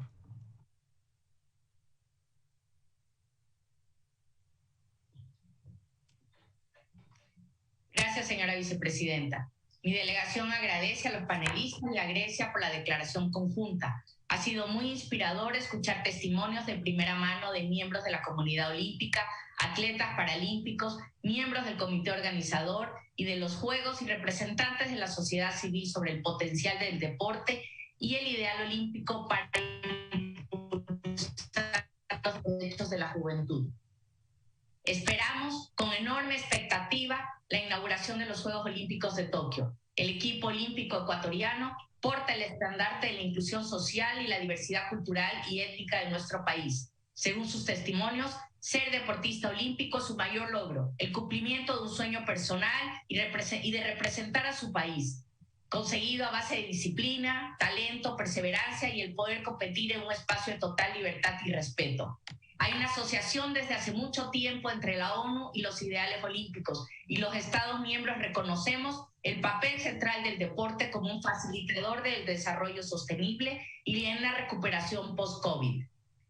Mi delegación quiere destacar que por segunda vez 29 deportistas de 11 países diferentes bajo la bandera del equipo olímpico de refugiados, podrán cumplir el sueño de competir contra los mejores del mundo, luego de sobrevivir a duras experiencias y perseverar en el deporte como un camino hacia la excelencia. El Ecuador tiene como política gubernamental el fomento a los derechos de los jóvenes. En este sentido, contamos con 135 consejos consultivos de jóvenes que elevan su voz en la toma de decisiones en los niveles de gobierno. Iniciativas ecuatorianas como el Impulso Joven y Menos Pobreza, Más Desarrollo fortalecen las capacidades de las nuevas generaciones y su inserción en el sistema productivo del país. Muchísimas gracias. I thank you and I give the floor to the distinguished representative of Cuba. Señora Presidenta, tras el triunfo de la Revolución Cubana el 1 de enero de 1959, el deporte se convirtió en un derecho de todo el pueblo. Su práctica masiva desde esa fecha hasta nuestros días constituye uno de los principales logros de nuestra revolución. El pueblo cubano se siente orgulloso de todos los atletas que con su sacrificio y dedicación han situado a nuestra isla en lo más alto, particularmente en Juegos Olímpicos y campeonatos mundiales y regionales. Cuba se enorgullece también de compartir sus prácticas y experiencias deportivas a través de programas de cooperación deportiva en un gran número de países en desarrollo. Señora Presidenta, reiteramos nuestro rechazo a los intentos de politizar el deporte, así como al robo de talentos deportivos provenientes de países en desarrollo. Denunciamos también que la selección cubana de fútbol no pudo viajar a Florida para participar en la Copa de Oro de fútbol de la CONCACAF, porque el gobierno de los Estados Unidos no otorgó las visas correspondientes. Otra vez, cuestiones ajenas al deporte impiden a nuestro país competir en suelo estadounidense en igualdad de condiciones, con lo cual se echa por tierra el precepto del juego limpio y los derechos legítimos de toda delegación deportiva. El deporte y el ideal olímpico deben ser entendidos como un puente a la paz, a la promoción del desarrollo y a las relaciones de amistad entre todos. Muchas gracias. Thank you, and I give the floor to the distinguished representative of Kenya. Thank you, Madam President. Kenya aligns itself with the statement made by Cameroon on behalf of the African group. We thank all the panelists for the insightful presentations. The youth in the world can preserve human rights in sports as an important value that is implanted in the society. Sports equally provide opportunities to the marginalized groups in society and the most vulnerable. Sport is recognized as a symbol of national unity in Kenya. Kenya has about 44 ethnic groups, as well as people of diverse religions and racial backgrounds, and sports has acted as a tool for integration and coexistence of the people. The government established the National Sports Fund, domiciled in the Ministry of Sports and Culture of Kenya, to raise funds to facilitate growth and development of the sports industry in the country. In addition, the funds are used to train the necessary sports personnel and support the cash award scheme for enhancing competitiveness among the country's sportsmen and women. And indeed, this facility has profoundly augmented sports interest in the country. The sportsmen and women in Kenya, in particular the youth, have over the years made commendable performance in sports, especially in the middle and long distance races in many forums, including the Olympic Games. Indeed, Kenya has earned global recognition as a competitive athletic country with undisputed command in long distance, running with speedy expansion into field disciplines such as rugby, volleyball, and basketball. A good example of the linkage between sports, youth, and human rights in Kenya is the promotion of peace building in conflict zones in the country. Severe droughts and poverty in these regions have resulted in increased conflict and cattle rustling. Dr. Tegla Rorupe, a 3-time World Half Marathon champion winner, founded the Tegla Rorupe Peace Race, a 10-kilometer running event that takes place yearly, bringing together the youth from different I'm sorry, I have to cut off. The time is up. And we will continue with the distinguished representative of Venezuela. Thank you. Gracias, señora vicepresidenta. Agradecemos las presentaciones realizadas por los distinguidos panelistas. El deporte es un derecho humano inalienable, de conformidad con los principios fundamentales del movimiento olímpico reflejados en la Carta Olímpica. Contribuye a la causa de la paz, superando las barreras sociales, económicas y culturales y fomentando el sentido de comunidad. En Venezuela, el derecho al deporte tiene rango constitucional. El gobierno bolivariano, a través del Ministerio del Poder Popular para la Juventud y Deportes, garantiza su pleno y efectivo disfrute por parte de nuestro pueblo, especialmente los jóvenes, sin discriminación alguna. Los Juegos Olímpicos, por lo tanto, constituyen el principal reto para el deporte venezolano, al ser considerados la más importante cita deportiva multidisciplinaria del planeta. Apreciamos los esfuerzos de China para albergar los Juegos Olímpicos y Paralímpicos de Invierno de Beijing 2022, en un evento olímpico seguro y espléndido. Beijing es la primera ciudad del mundo en celebrar Juegos Olímpicos de verano y de invierno, haciendo una contribución única al movimiento olímpico internacional. Señora Presidenta, condenamos profundamente que, por razones ajenas al ideal olímpico, ciertos países, sumados a las medidas coercitivas unilaterales impuestas por Estados Unidos, hayan negado la participación de atletas como la esgrimista venezolana Alejandra Benítez en las pruebas clasificatorias para Tokio 2020, impidiendo su posibilidad de competir por un puesto al magno evento. Al respecto, la Carta Olímpica pide inequívocamente la preservación y promoción de la independencia y neutralidad política del movimiento olímpico. Politizar el deporte va en contra del espíritu de la Carta Olímpica y pone en peligro los intereses de los atletas de todos los países y la causa olímpica internacional. Nos oponemos firmemente a esta práctica errónea, la cual denunciamos de manera categórica. Muchas gracias. Thank you, and I give the floor to the distinguished representative of Israel. Madam President, I am Tom Levy, and I'm one of Israel's youth delegates to the UN. The Olympic message of fellowship, unity, culture, victory, and equality is as important today as it has ever been. In a world beginning to recover from the COVID-19 pandemic and intent on building back better, sport and the Olympic ideal can be an important tool from the promotion of human rights, development, conciliation, and dialogue. I believe that through sport, we can achieve peace, holistic learning, increased cultural understanding, and social development. Sport is an educational and communicative tool which inspires excellence, respect, and friendship. In Israel, Olympic Day is used to promote sports educational values in order to enable physical activity and active learning. These activities contribute to the development and understanding of the Olympic concept while teaching younger persons the social values of cooperation, participation, and fair play. The Israel Olympic Committee also runs an Olympic values education program which uses the connection of sports and the core principles of Olympism.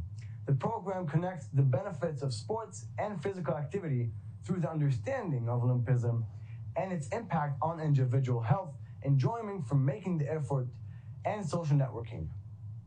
The program is not intended for the small percentage that reaches the podium, rather than 99% of the population, to encourage them to participate in physical activity.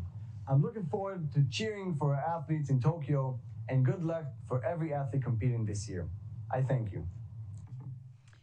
I thank you, and I give the floor to the distinguished representative of Indonesia. Madam President, the Olympics promotes sports, culture, education, and positive values in the modern world. It encourages mutual understanding across cultural and political divides. The virtues and principles of the Olympic ideals serve as a palette of many of the objectives that we aim to achieve in the Human Rights Council, namely, the joy of equal participation without discrimination, respect for oneself, for others, for rules and regulations, and for the environment, the promotion of mental and physical health, and the aspiration that we can overcome differences and forge friendships and solidarity in spite of those differences. Nevertheless, actions contrary to those objectives continue to be displayed, often vociferously in a range of sporting events. Ultranationalism and sentiments of racial and ethnic superiority often accompany the support given to sports teams. Distinguished panelists, in your view, what is the best way to leverage sports and the Olympic ideal to combat ultranationalism and racism, which continue to be adverse byproducts of sports fandom? Thank you. Thank you, and I give the floor to the distinguished representative of Bahrain. السيد الرئيس، بداية يتقدم وفد بلادي بالشكر إلى منظمي هذا الحدث الهام بغية مناقشة إمكانيات الاستفادة من الرياضة والمثل الأعلى الأولمبي لتعزيز حقوق الإنسان للشباب. السيد الرئيس، يؤكد وفد بلادي على أهمية تبادل الخبرات الناجحة وتحديد الممارسات الجيدة ومناقشة الفرص من أجل تعزيز حقوق الإنسان للشباب من خلال الرياضة والمثل الأعلى الأولمبي. كما أنه من المهم الاعتراف بقدرة الأحداث الرياضية الكبرى على إلهام الشباب وتثقيفهم وتعزيز اندماجهم الاجتماعي، لا سيما خلال الأوقات الصعبة التي فرضها علينا الوباء العالمي.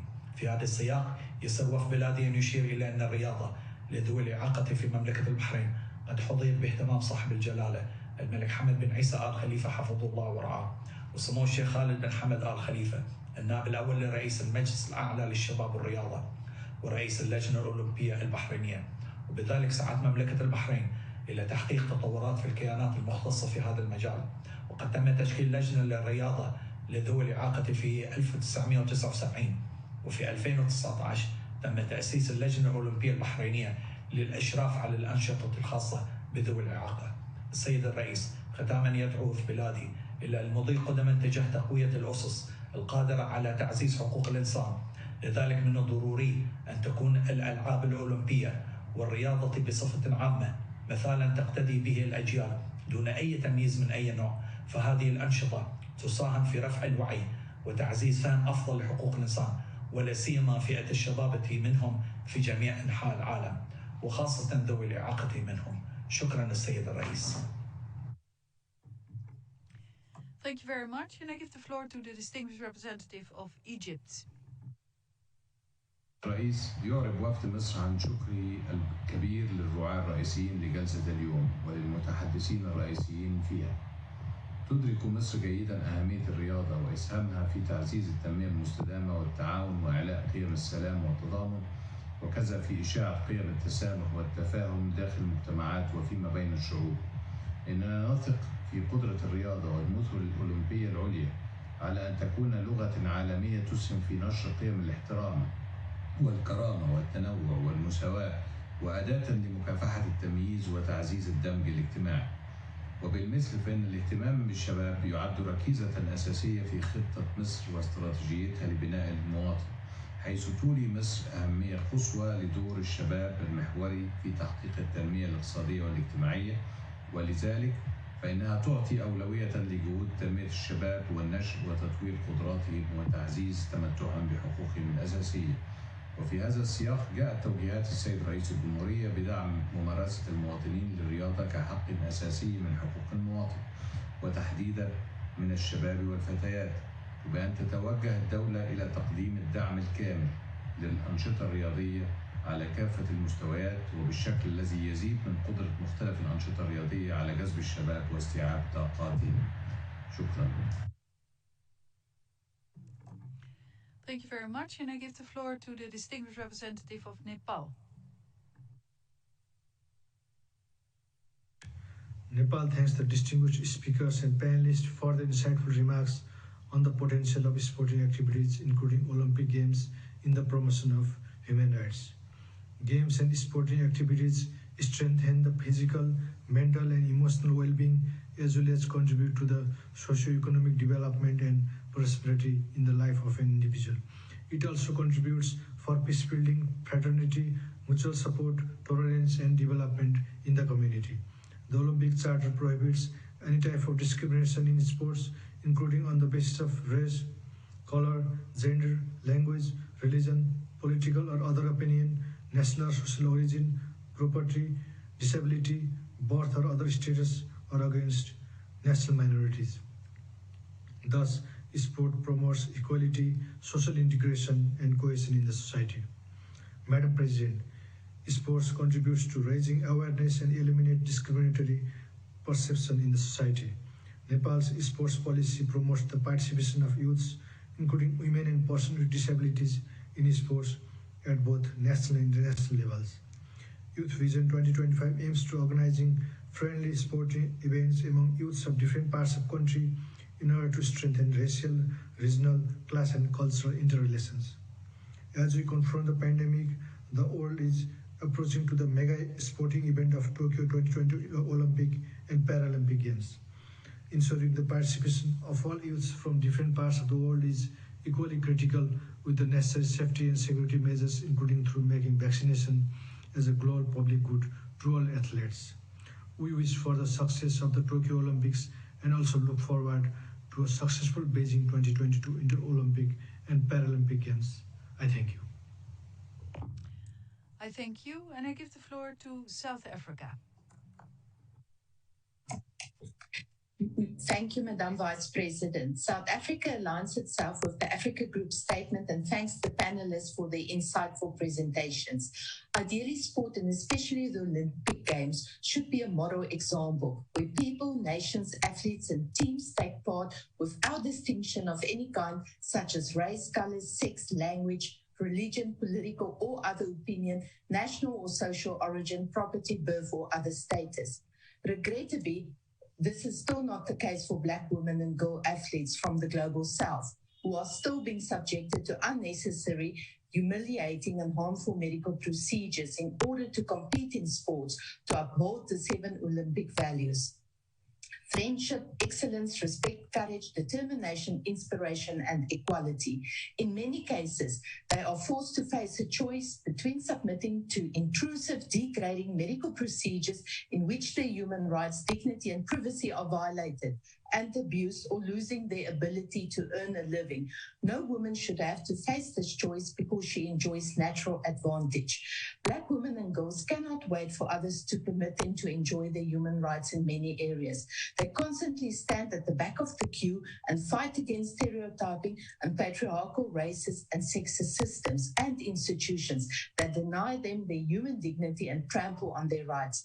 My delegation urges all states to act and speak out for African women and girls athletes and women and girls athletes in all developing countries to eradicate the multiple intersecting discrimination they face daily. I thank you. Thank you.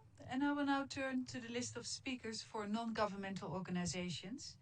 And the first on the list is Ingenieur du Monde.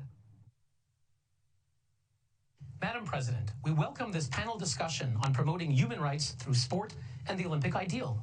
Resolution 4318 recalled the possibilities of using sport and the Olympic ideal to promote human rights for all.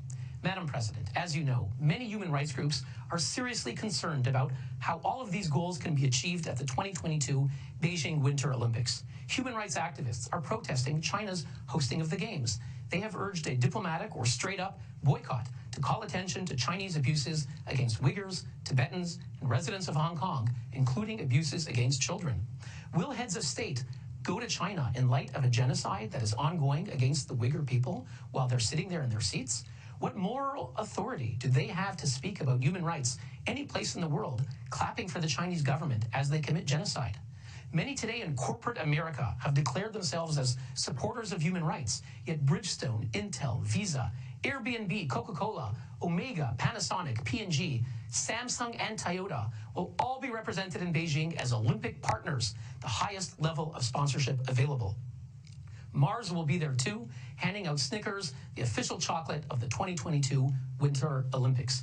Madam President, will corporate sponsors of the Games look the other way on China's gross and systematic abuses out of concern for their bottom line? I thank you.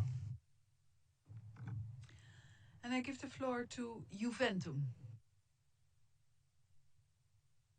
Madam Vice President, Madam Deputy High Commissioner, Excellencies, ladies and gentlemen, Educational NGO for Sustainability Juventum is honored to participate. Many serious challenges faced by the modern Olympic have been overcome. We commend the organizers' effort to improve. Tokyo 2020 is weirdly expensive. The event cost should be kept to minimum at an insurable level. A severe economic damage to the host country is expected. An Olympic under the nuclear state of emergency continuously from 2011 is abnormal. Fukushima Daiichi nuclear disaster is far from over. The contaminated soil will be used all over the country, and the contaminated water will be dumped into the ocean in 2 years. The IDP's suffering continues, and the decommissioning workers are exposed. Numerous statements made by many special mandate holders were vacuumed into a black hole. A better location should have been chosen. Tokyo 2020 is in the collision course with the COVID-19. The public health expert advisors to the government have warned many times.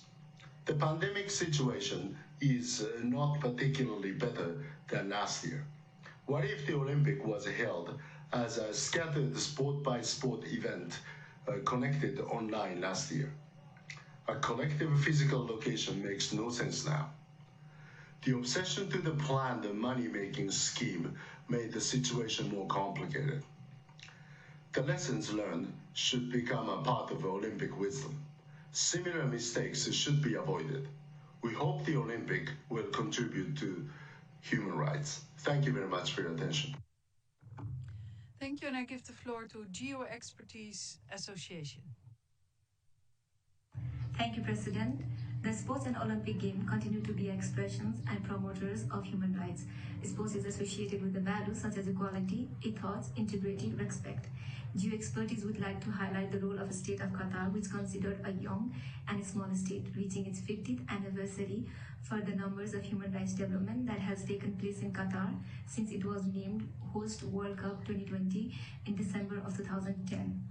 First, the abolishment of kafala as a sponsorship system. Second, establishing a basic minimum wages. Third, other measures include educate workers about their rights and duties, mental health program, nutritious program, anonymous grievance, phone line helpline, and employers are not permitted to allow the construction workers to work on the site during the high heat in the summer. The ILO, which established office in Doha in 2018, and UN bodies commended these reforms in Qatar, and there is a hope that this will have a contagion effects across the GCC and wider regions. Asian youth programs are pleased for the continuous support of the states of Qatar for youth and human rights and the integration with the sustainable development programs. We congratulate them for their achievements and to promote the human rights in the World Cup 2022. Thank you so much. Thank you, and we've exhausted the second segment of the list of speakers. Excellencies, ladies and gentlemen, this was the last speaker we could accommodate. I wish to remind you that representatives inscribed on the list of speakers who have not been able to take the floor today will be able to upload their statements to the online system to be posted on the extranet. I will now give the floor back to the panelists for their concluding remarks. You have 2 minutes each. And first, I'm going to give the floor to Ms. Elisabetta Kunstmann.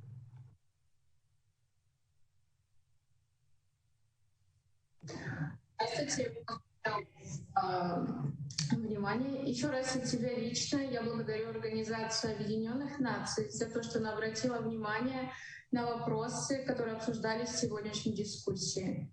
Очень важно об этом говорить, развиваться и продвигаться в вопросе вовлечения инвалидов среди молодежи в физкультурно-спортивную деятельность. Желаю всем крепкого здоровья и благодарю за ваше внимание. Thank you very much. And next on the list is Catherine Switzer.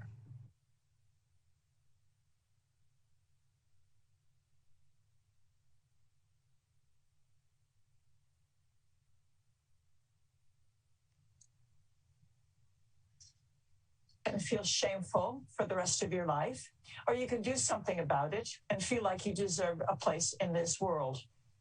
I'm not talking about changing the whole world or devoting your entire life and income to it. I'm talking about maybe just giving any kid on the street a bravo boy or you go girl. I said this earlier in my speech that talent is everywhere. It just needs some encouragement. We must not let the negative discourage us. Instead, it must inspire us. Where there's something wrong, there is always an opportunity to correct it. And from that can come a program, a career, a movement, or maybe just saving someone's life. And sports can do that. With no money in your own neighborhood, you can show young people and older people how to run, do a cartwheel, or how to kick a ball. You can empower them to personally give them the encouragement to try, have hope they have never had before, and let them fearlessly envision success. And as I said before, how about let's letting our returning Olympians create community outreach to overcome sexism and racism. You can show people also how to be a team, to thrive on their diversity, unify their strength, and tell them how very much the world needs them. Thank you. Thank you very much. And I give the floor to Ms. Jenny Oldika.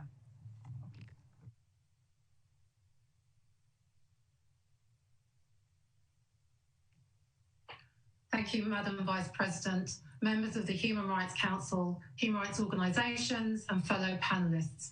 It's an honour to be amongst such inspiring, courageous and groundbreaking panel speakers. Racism, misogyny and homophobia and other forms of discrimination have no place in sport or society at large. We welcome and support the positioning of sport within a human rights context in bringing attention to issues such as sexual violence, racism and poverty, and in giving voice, influence and positions of leadership to those with lived experience of these issues.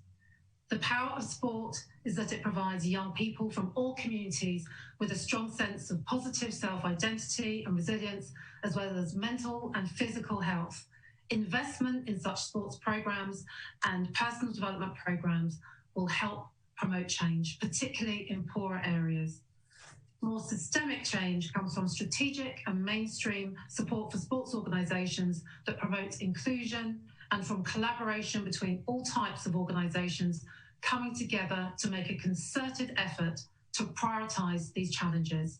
For example, through a collective impact approach with an objective of removing systemic discrimination. In addition, we welcome greater involvement of Olympic organising committees to work with local NGO partners on planning and delivering the social and economic legacy of the Olympic Games. In the aftermath of COVID, the world is facing significantly increased challenges relating to mental and physical health, access to food and basic needs, and unemployment. This is the time for us to build on the momentum of the Olympic Games to work together. Thank you. I thank you very much, and I give the floor to Ms. Sofia Becatoru. Thank you, Madam President, distinguished panelists. Thank you for this opportunity. After hearing all the speeches, I realize that one thing we have all in common, the willingness to help. And to do that, I feel that we need to act on the field, be actively engaged, and focus on the problems of our world.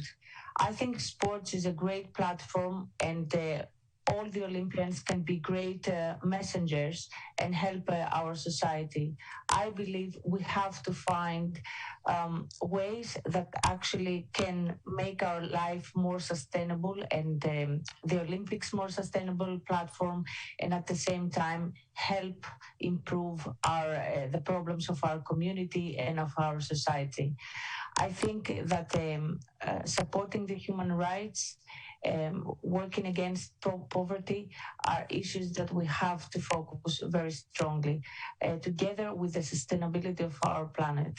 I thank you all and hope that we can make it work and work forward to a pathway that we can actually act all together as a team. Thank you very much. This brings us to the end of this panel discussion. I wish to thank the Deputy High Commissioner, Mr. Thomas Bach, Mr. Toshiro Muto, our very inspiring panelists, and all of the participants who have contributed to our discussion. We will now take a very short technical break before continuing the interactive dialogue with the High Commissioner on her oral update on the situation of human rights in Myanmar.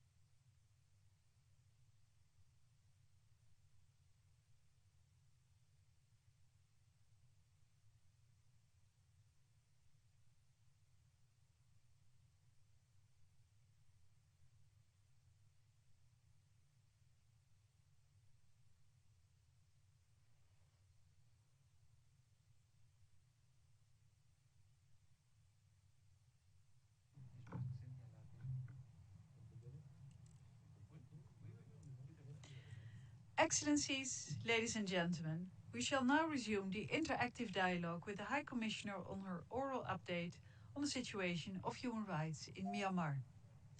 It is my honor to welcome to the podium Ms. Michelle Bachelet, High Commissioner for Human Rights. We shall return to the list of speakers for non-governmental organizations, and I first give the floor to International Bar Association.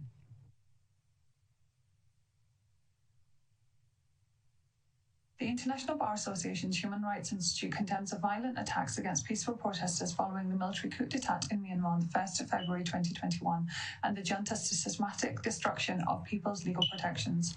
In particular, we express deep concern that more than 880 civilians have been killed by security forces with impunity, and that reports of disproportionate use of force, mass arbitrary detention, enforced disappearance, torture, and ill treatment. Over 5,000 people have been arrested, charged, or sentenced. Lawyers are amongst those arbitrarily arrested and detained, including Yu Nao-ing, a lawyer for Aung San Suu Kyi and the head of the Union Legal Aid Board. Lawyers are reportedly being intimidated, harassed, and prevented from providing legal assistance to detained protesters and journalists. The military has imposed severe internet restrictions, banned satellite television and numerous media outlets, hampering citizens' communications within Myanmar and with the international community. Security forces have also raided media offices and arrested almost 100 journalists, of whom at least half remain in detention. Political opponents, journalists, and peaceful protesters are being brought before military courts, which lack independence and impartiality. As of June 2021, said courts have reportedly sentenced 64 people to death since the coup. We therefore call for the immediate cessation of all human rights violations and possible crimes against humanity. I thank you, and I give the floor to International Commission of Jurists. Madam President, the ICJ condemns the widespread and systematic arbitrary arrests, detentions, torture, and extrajudicial killings in Myanmar. Lawyers face intimidation and arrest even in courtrooms, preventing them from performing their professional duty and undermining their clients' right to a fair trial. Courts are subordinated to the military government that usurped power on 1st of February 2021. Under military rule, no possibility exists for a fair trial for anyone detained in Myanmar. The ICJ welcomed the resolution on the human rights situation in Myanmar adopted by the Council in March 2021. Despite repeated calls from this Council and other UN mechanisms, the human rights situation in the country remains dire. As a result, effective and coordinated actions from this Council and its member states is required, including the introduction of sanctions targeting top military leaders and the military-owned companies that provide direct revenue to the military and its leaders. The ICJ calls again on the Council to monitor the implementation of its previous resolutions on the country and to urge the UN Security Council to refer the situation of Myanmar to the International Criminal Court. I thank you. I thank you, and I give the floor to Civicus. Thank you, Madam President. We welcome the High Commissioner's oral update and that this critical opportunity to address the ongoing crisis in Myanmar was not lost. It's over 5 months since the military junta deposed Myanmar's elected government, and the situation remains a human rights catastrophe. Efforts towards regional diplomacy have not borne results. The 5-point plan adopted by ASEAN in April is yet to be implemented and has not resulted in any efforts towards de-escalation or lessening of loss to life. Instead, armed conflict and other violence are intensifying, with violence particularly intense in areas with significant ethnic and religious minority groups. We urge the Council to ensure that any measures it takes this session to address intersecting crises in Myanmar takes into account this full context. Sweeping arrests of activists, journalists, and opponents of the regime have continued across the country. Thousands have been arbitrarily arrested and detained, and some have been tortured or ill-treated. They include human rights defenders, trade unionists, student activists, poets, writers, filmmakers, and monks. Activists face baseless charges of treason or incitement. At least 88 journalists have been arrested since the coup, as well as lawyers defending political prisoners. The people of Myanmar could not afford to wait and see if regional diplomacy efforts will take effect. We call on states to call for the release of political prisoners and to ensure an end to a free-flowing supply of weapons to a military which shows no intention of ending its campaign of bloodshed. We We welcome that several states have imposed targeted sanctions on key individuals of the military and call on other states to do the same. It is the responsibility of states to ensure that perpetrating human rights atrocities bears a cost. We thank you. Thank you, and I give the floor to Amnesty International.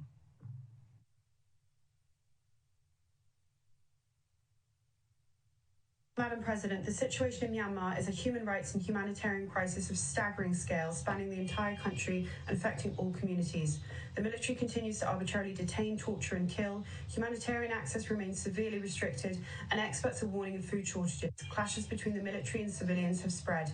While the rights of all are under attack, minority groups have been specifically targeted by the military, including the Kachin, Karen, Chin, Karenni, Ta'ang and Shan. Civilians from these groups have been or remain displaced in Karen, Karenni, Kachin, Northern Shan and Rakhine states as a result of targeted attacks and ongoing fighting. In Rakhine State, the Rohingya population continues to be denied their basic rights, forced to live under apartheid conditions, with around 126,000 still held in internment camps. Madam President, this Council, the General Assembly and the Security Council have now all condemned the military's killing spree, have all urged the military to release those arbitrarily detained and halt their assault on the people of Myanmar, and yet these violations continue unabated. So we again urge the international community to take the concrete action desperately needed to stem the tide of violations, to work together to hold the perpetrators of grave violations to account, including through an ICC referral, to impose targeted multilateral financial sanctions, and a comprehensive global arms embargo, and to protect the rights of refugees in neighbouring countries. Madam High Commissioner, what more can be done to ensure that civil society from Myanmar is central to international decision-making, and how can we ensure human rights are central to the international response to the crisis? Thank you. Thank you, and I give the floor to Lawyers' Rights Watch Canada. Madam President, Lawyers' Rights Watch Canada and the Law Society of England and Wales thank the High Commissioner for her update. We deplore the junta's continuing assault on the rule of law. The junta has extrajudicially killed hundreds of civilians and arbitrarily detained more than 5,000, including numerous lawyers, journalists, defenders, peaceful protesters, politicians, dissidents, and even children. An additional 5 lawyers have been arrested since May 24, 2021. The junta routinely denies detained persons access to lawyers and fair trials. There are regular reports of torture of those in custody.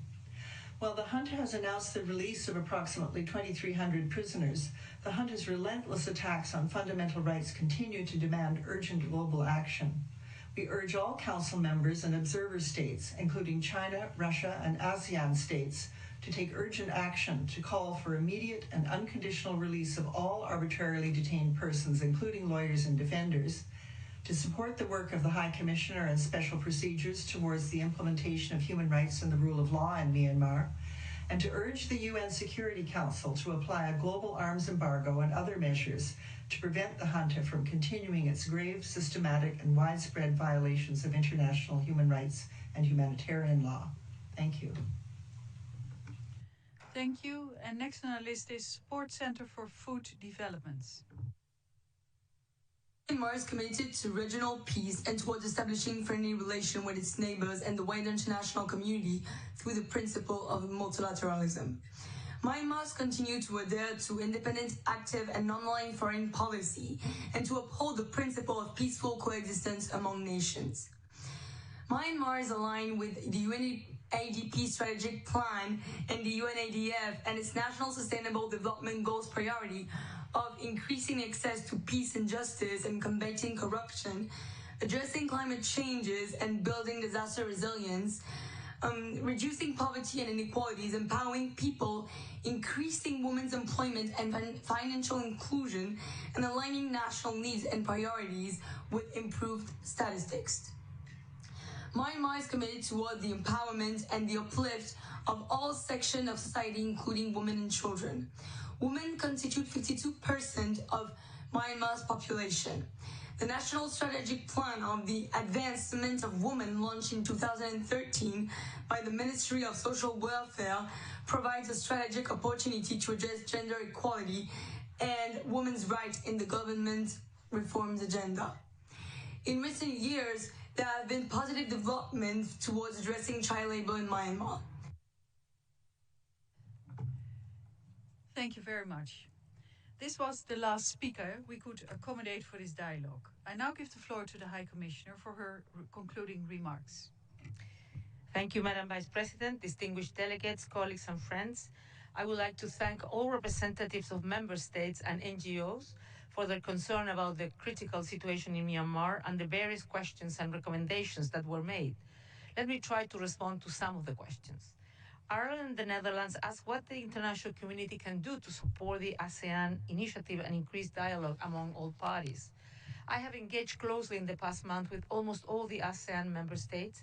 I was encouraged by the 5-point consensus agreed at the ASEAN's leaders meeting on 24th April, but unfortunately the Myanmar military leadership has shown little sign of abiding by it. I also think it is urgent for ASEAN to appoint a special envoy or team to get some kind of political dialogue underway. I encourage ASEAN to engage with the democratic leadership and civil society, not just the military authorities. While ASEAN's immediate focus has been on the humanitarian, I encourage ASEAN to address the human rights dimension as well, including by drawing on its own human rights institutions. As I mentioned in my update, some kind of monitoring presence on the ground would help to build confidence and prevent further violence. My office stands ready to collaborate with and support ASEAN, as we have done with regional mechanisms in other regions in response to urgent situations. It is very important for the international community to back ASEAN up with a united front. The Human Rights Council and General Assembly resolutions have been helpful in this regard, and I hope this can be reinforced in the Security Council. Of course, political dialogue also requires the release of political prisoners, the protection of human rights defenders, as noted by Australia and the NGO speakers. We need to keep an intensive focus of support for the civil society leadership, press for the release of those detained, and dropping politically motivated charges, for instance, under Section 505 of the Penal Code, which are hanging over them. Where activists are now abroad, they should be given protection and support, and in no instance return to Myanmar where there are serious risks. Secondly, donors and friends of the Myanmar people should find ways to deliver assistance through the civil society, or in ways that will strengthen civil society further. As India and the Philippines said, we need to invest in the resilience of civil society and in supporting and empowering them as future agents of change, and help to consolidate the new and inclusive discourse and debate on the country's future. Finally, we must involve civil society in the political process to find a way forward. The democratic leadership and civil society stakeholders need to be engaged fully in inclusive consultative processes and dialogues. The UK and the US highlighted in particular the situation of journalists and independent media, and Article 19 highlighted the impact of internet controls and surveillance. Since the 1st of February, at least 93 journalists have been arrested, and at least 44 journalists remain in detention, including foreign correspondents. 8 major Myanmar media outlets have had their licenses revoked by the military. Many journalists have had no option but to seek safety outside of the country. Some international telecoms providers are reconsidering their position in the country, given the control and surveillance being demanded by the military authorities. The United Nations Plan of Action on the Safety of Journalists and Human Rights Council Resolution 33/2 provides a framework for an effective and increased protection of journalists. States can help to support independent media and civil society, information gathering and reporting initiatives by independent media and civil society, and help them find channels to get information out. External broadcasting in Myanmar and ethnic languages remains extremely important. And when journalists, like all human rights defenders, including lawyers that we have heard today, come under direct threat, they should be protected, and their travel to safety should be facilitated, whether that be inside or outside the country. I thank Indonesia and the Philippines for their questions about how the UN system as a whole, including in-country, can support the human rights agenda. My office, unfortunately, does not have a presence in Myanmar, but we are supporting the other agencies with information sharing, advice on protection issues, and human rights advocacy in line with the Secretary General's call to action and Rosenthal report recommendations, and in line with the UN country team human rights strategy. We can achieve more together if we bring together our different mandates and capacities. Obviously, the space for engagement is currently limited, but I hope a political path will open in which the UN can help Myanmar tackle some of the root causes I highlighted in my report last year, as well as the UPR. Several states and NGOs raised the situation of Rohingya or the broader humanitarian situation. There is an urgent need to ensure humanitarian access and that assistance reaches people throughout the country as well as across borders. ASEAN secured a commitment to this in this 5-point consensus as is willing to play a facilitating role in coordination with the United Nations. That must be honored, and humanitarian assistance must be delivered in a way that is not instrumentalized by the military. It will be important to deliver aid through civil society structures as much as possible, and in consultation with the democratic opposition. The Rohingya community in Myanmar remains the victim of violence, persecution, lack of freedom of movement and access to livelihoods, harassment and pressure. Presently, there is a danger that the military will begin the closure of IDP camps in Rakhine State without proper consultation of the displaced or assisting them to return to places of origin. The military says it is committed to previous agreements to allow the refugees to return. But how can that be sustainable when the root causes of discrimination and impunity are not being addressed, particularly issues of citizenship? I welcome the statement of policy on Rohingya issued by the National Unity Government as a commitment to overhaul the 1982 citizenship law and address issues of statelessness. As this situation becomes more protracted, I acknowledge the significant pressure placed on Bangladesh in hosting the refugees and appeal for further patience, solidarity, and international assistance. Finally, the EU asks how we can advance accountability efforts at the current juncture. The investment in accountability has already been considerable. The proceeding in the International Court of Justice and International Criminal Court have opened up important avenues. And this Council's creation of the independent mechanism for Myanmar with jurisdiction over ongoing events is a key support to future accountability initiatives at both international and national levels.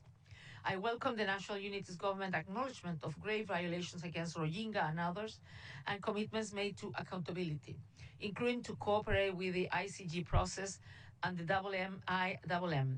But accountability efforts will necessarily have to adjust and respond to the serious violations that are occurring daily in this crisis.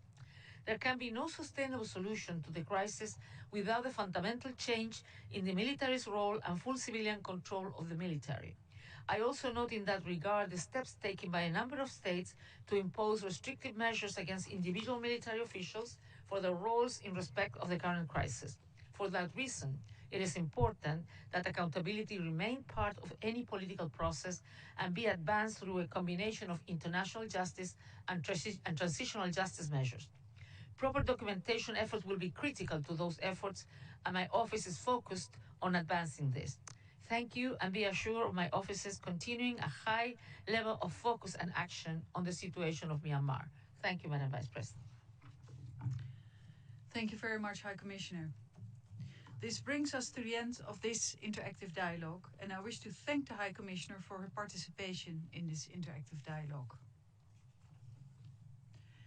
Excellencies, ladies and gentlemen, I declare open agenda item 5, entitled Human Rights Bodies and Mechanisms. We will now listen to the presentation of the report of the Forum on Business and Human Rights. And I give the floor to Mr. Surya Deva, Chair of the Working Group on the issue of human rights and transnational corporations and other business enterprises, who will present the report of the Forum on Business and Human Rights on its 9th session, held from 16 to 18 November 2020. Sir, you have the floor. Madam Vice President, Excellencies, distinguished delegates, I'm honored to present to the Human Rights Council the report of the Working Group on Business and Human Rights on the 9th Annual Forum on Business and Human Rights. Organized under the guidance of the Working Group, the Forum is the world's largest global gathering on business and human rights, bringing together participants from governments, UN bodies, businesses, institutional investors, human rights defenders, community groups and civil society organizations, national human rights institutions, trade unions, academia, and the media. In 2020, due to the COVID-19 restrictions, the forum was held virtually from 16 to 18th November. Under the theme of preventing business-related human rights abuses, the key to a sustainable future for people and the planet, the forum looked at what practical steps states and businesses should take to prevent and address business-related human rights abuses in their activities and across the value chains, in line with the UN Guiding Principles on Business and Human Rights. It considered how states, businesses, and the investor community should respond to the COVID-19 pandemic in a manner that protects and respects human rights and in turn can contribute to building back better. The forum discussions also helped to inform the project of the working group to develop a vision and a roadmap for action on business and human rights over the next decade. I'm pleased to report that over 4,000 participants registered from 140 countries and from a wide range of backgrounds and stakeholder groups. Participants took part in nearly 30 substantive sessions, including plenaries, thematic sessions, and regional dialogues. A wide range of stakeholders shared their experiences on how to prevent and address human rights abuses, particularly during the COVID-19 times, with a specific focus on the situation of individuals and groups at heightened risk of abuses, such as migrant workers, children, women, indigenous peoples, human rights defenders, and workers in the informal economy. Among the specific thematic issues, the forum addressed the connection between the climate crisis and the business and human rights, the key role of national human rights institutions and human rights defenders, the alignment between the business and human rights agenda and the anti-corruption agenda. The forum also provided a platform to explore ways to better prevent and address business-related human rights abuses in conflict-affected settings, the challenges and the way forward for companies in preventing and addressing xenophobia and racism, and efforts to improve access to effective and gender-responsive remedy for victims of business-related human rights abuses. Not surprisingly, the forum acknowledged the devastating human rights consequences caused by the pandemic that has amplified the existing challenges related to the unprincipled practices, in particular for people in precarious and marginalized situations. The forum equally highlighted that the pandemic has shown that technology can play a vital role in managing public health. Yet, technological solutions also present challenges to human rights that need to be managed responsibly. Discussions at the forum also highlighted how the guiding principles are a key tool to preventing and remediating negative human rights impacts and for ensuring a sustainable recovery and building resilient societies. Dear ladies and gentlemen, as usual, the forum provided a unique platform to exchange positive examples of legislation and policy that have proved effective in promoting responsible business conduct. Forum participants endorsed the implementation of a smart mix of measures with the participation of rights holders in developing these regulatory measures. The recent move by some countries and the European Union towards binding human rights due diligence laws, the negotiation of an international legally binding instrument on business and human rights, as well as the proliferation of initiatives to develop national action plans on business and human rights, all these are positive initiatives addressed in different forum sessions. The 9th Annual Forum had a strong focus on the responsibility and accountability of investors, development finance institutions, and commercial banks. A dedicated session also focused on how international investment agreements could be aligned with international human rights obligations of states. The input received in this session informed a report currently being prepared by the working group to be presented to the General Assembly in October 2021. The forum also showcased ways in which national human rights institutions have been trying to facilitate access to remedy for business-related human rights abuses, as well as their role during the COVID-19 pandemic. The role of states and businesses in protecting human rights defenders who continue to face threats, harassment, and intimidation was the focus of another session at the forum. Discussions during these two sessions informed reports on national human rights institutions and human rights defenders that have been presented by the working group to this session of the Council. Several sessions touched on the role of effective corporate accountability in preventing business-related human rights abuses, especially in cases with transnational dimensions. The forum sessions underlined that as more than 90% of the targets of the Sustainable Development Goals are linked to international human rights standards, it is critical that businesses embed respect for human rights in their strategies and activities in order to create an inclusive and sustainable world. Dear delegates, the guiding principles are a guidepost in times of crisis. Multiple crises, including the COVID-19 crisis, the climate crisis, the challenge of continued racism and inequality across the world have shown the fragility of systems that do not put people and the planet at the center. If the world is to be truly future fit, it needs to keep the focus on human rights going forward. In conclusion, I note that the 10th Annual Forum on Business and Human Rights will take place from 29th of November to 1st December 2021. Due to ongoing COVID restrictions, it will once again be held virtually. In light of the 10th anniversary of the guiding principles in 2021, the thematic focus of the forum will be on ambitious roadmap to promote their implementation over the next decade. Thank you very much for your attention. Thank you, Mr. Deva. And with this, I close now agenda item 5. Excellencies, ladies and gentlemen, this brings us to the end of this meeting. Before we conclude, I would like to remind all delegations to deliver their statements at a reasonable pace in order to allow for proper interpretation. We will reconvene at 3 p.m. for the interactive dialogue with the Special Rapporteur on the situation of human rights in Myanmar. I hereby close the 25th meeting of the 47th session of the Human Rights Council.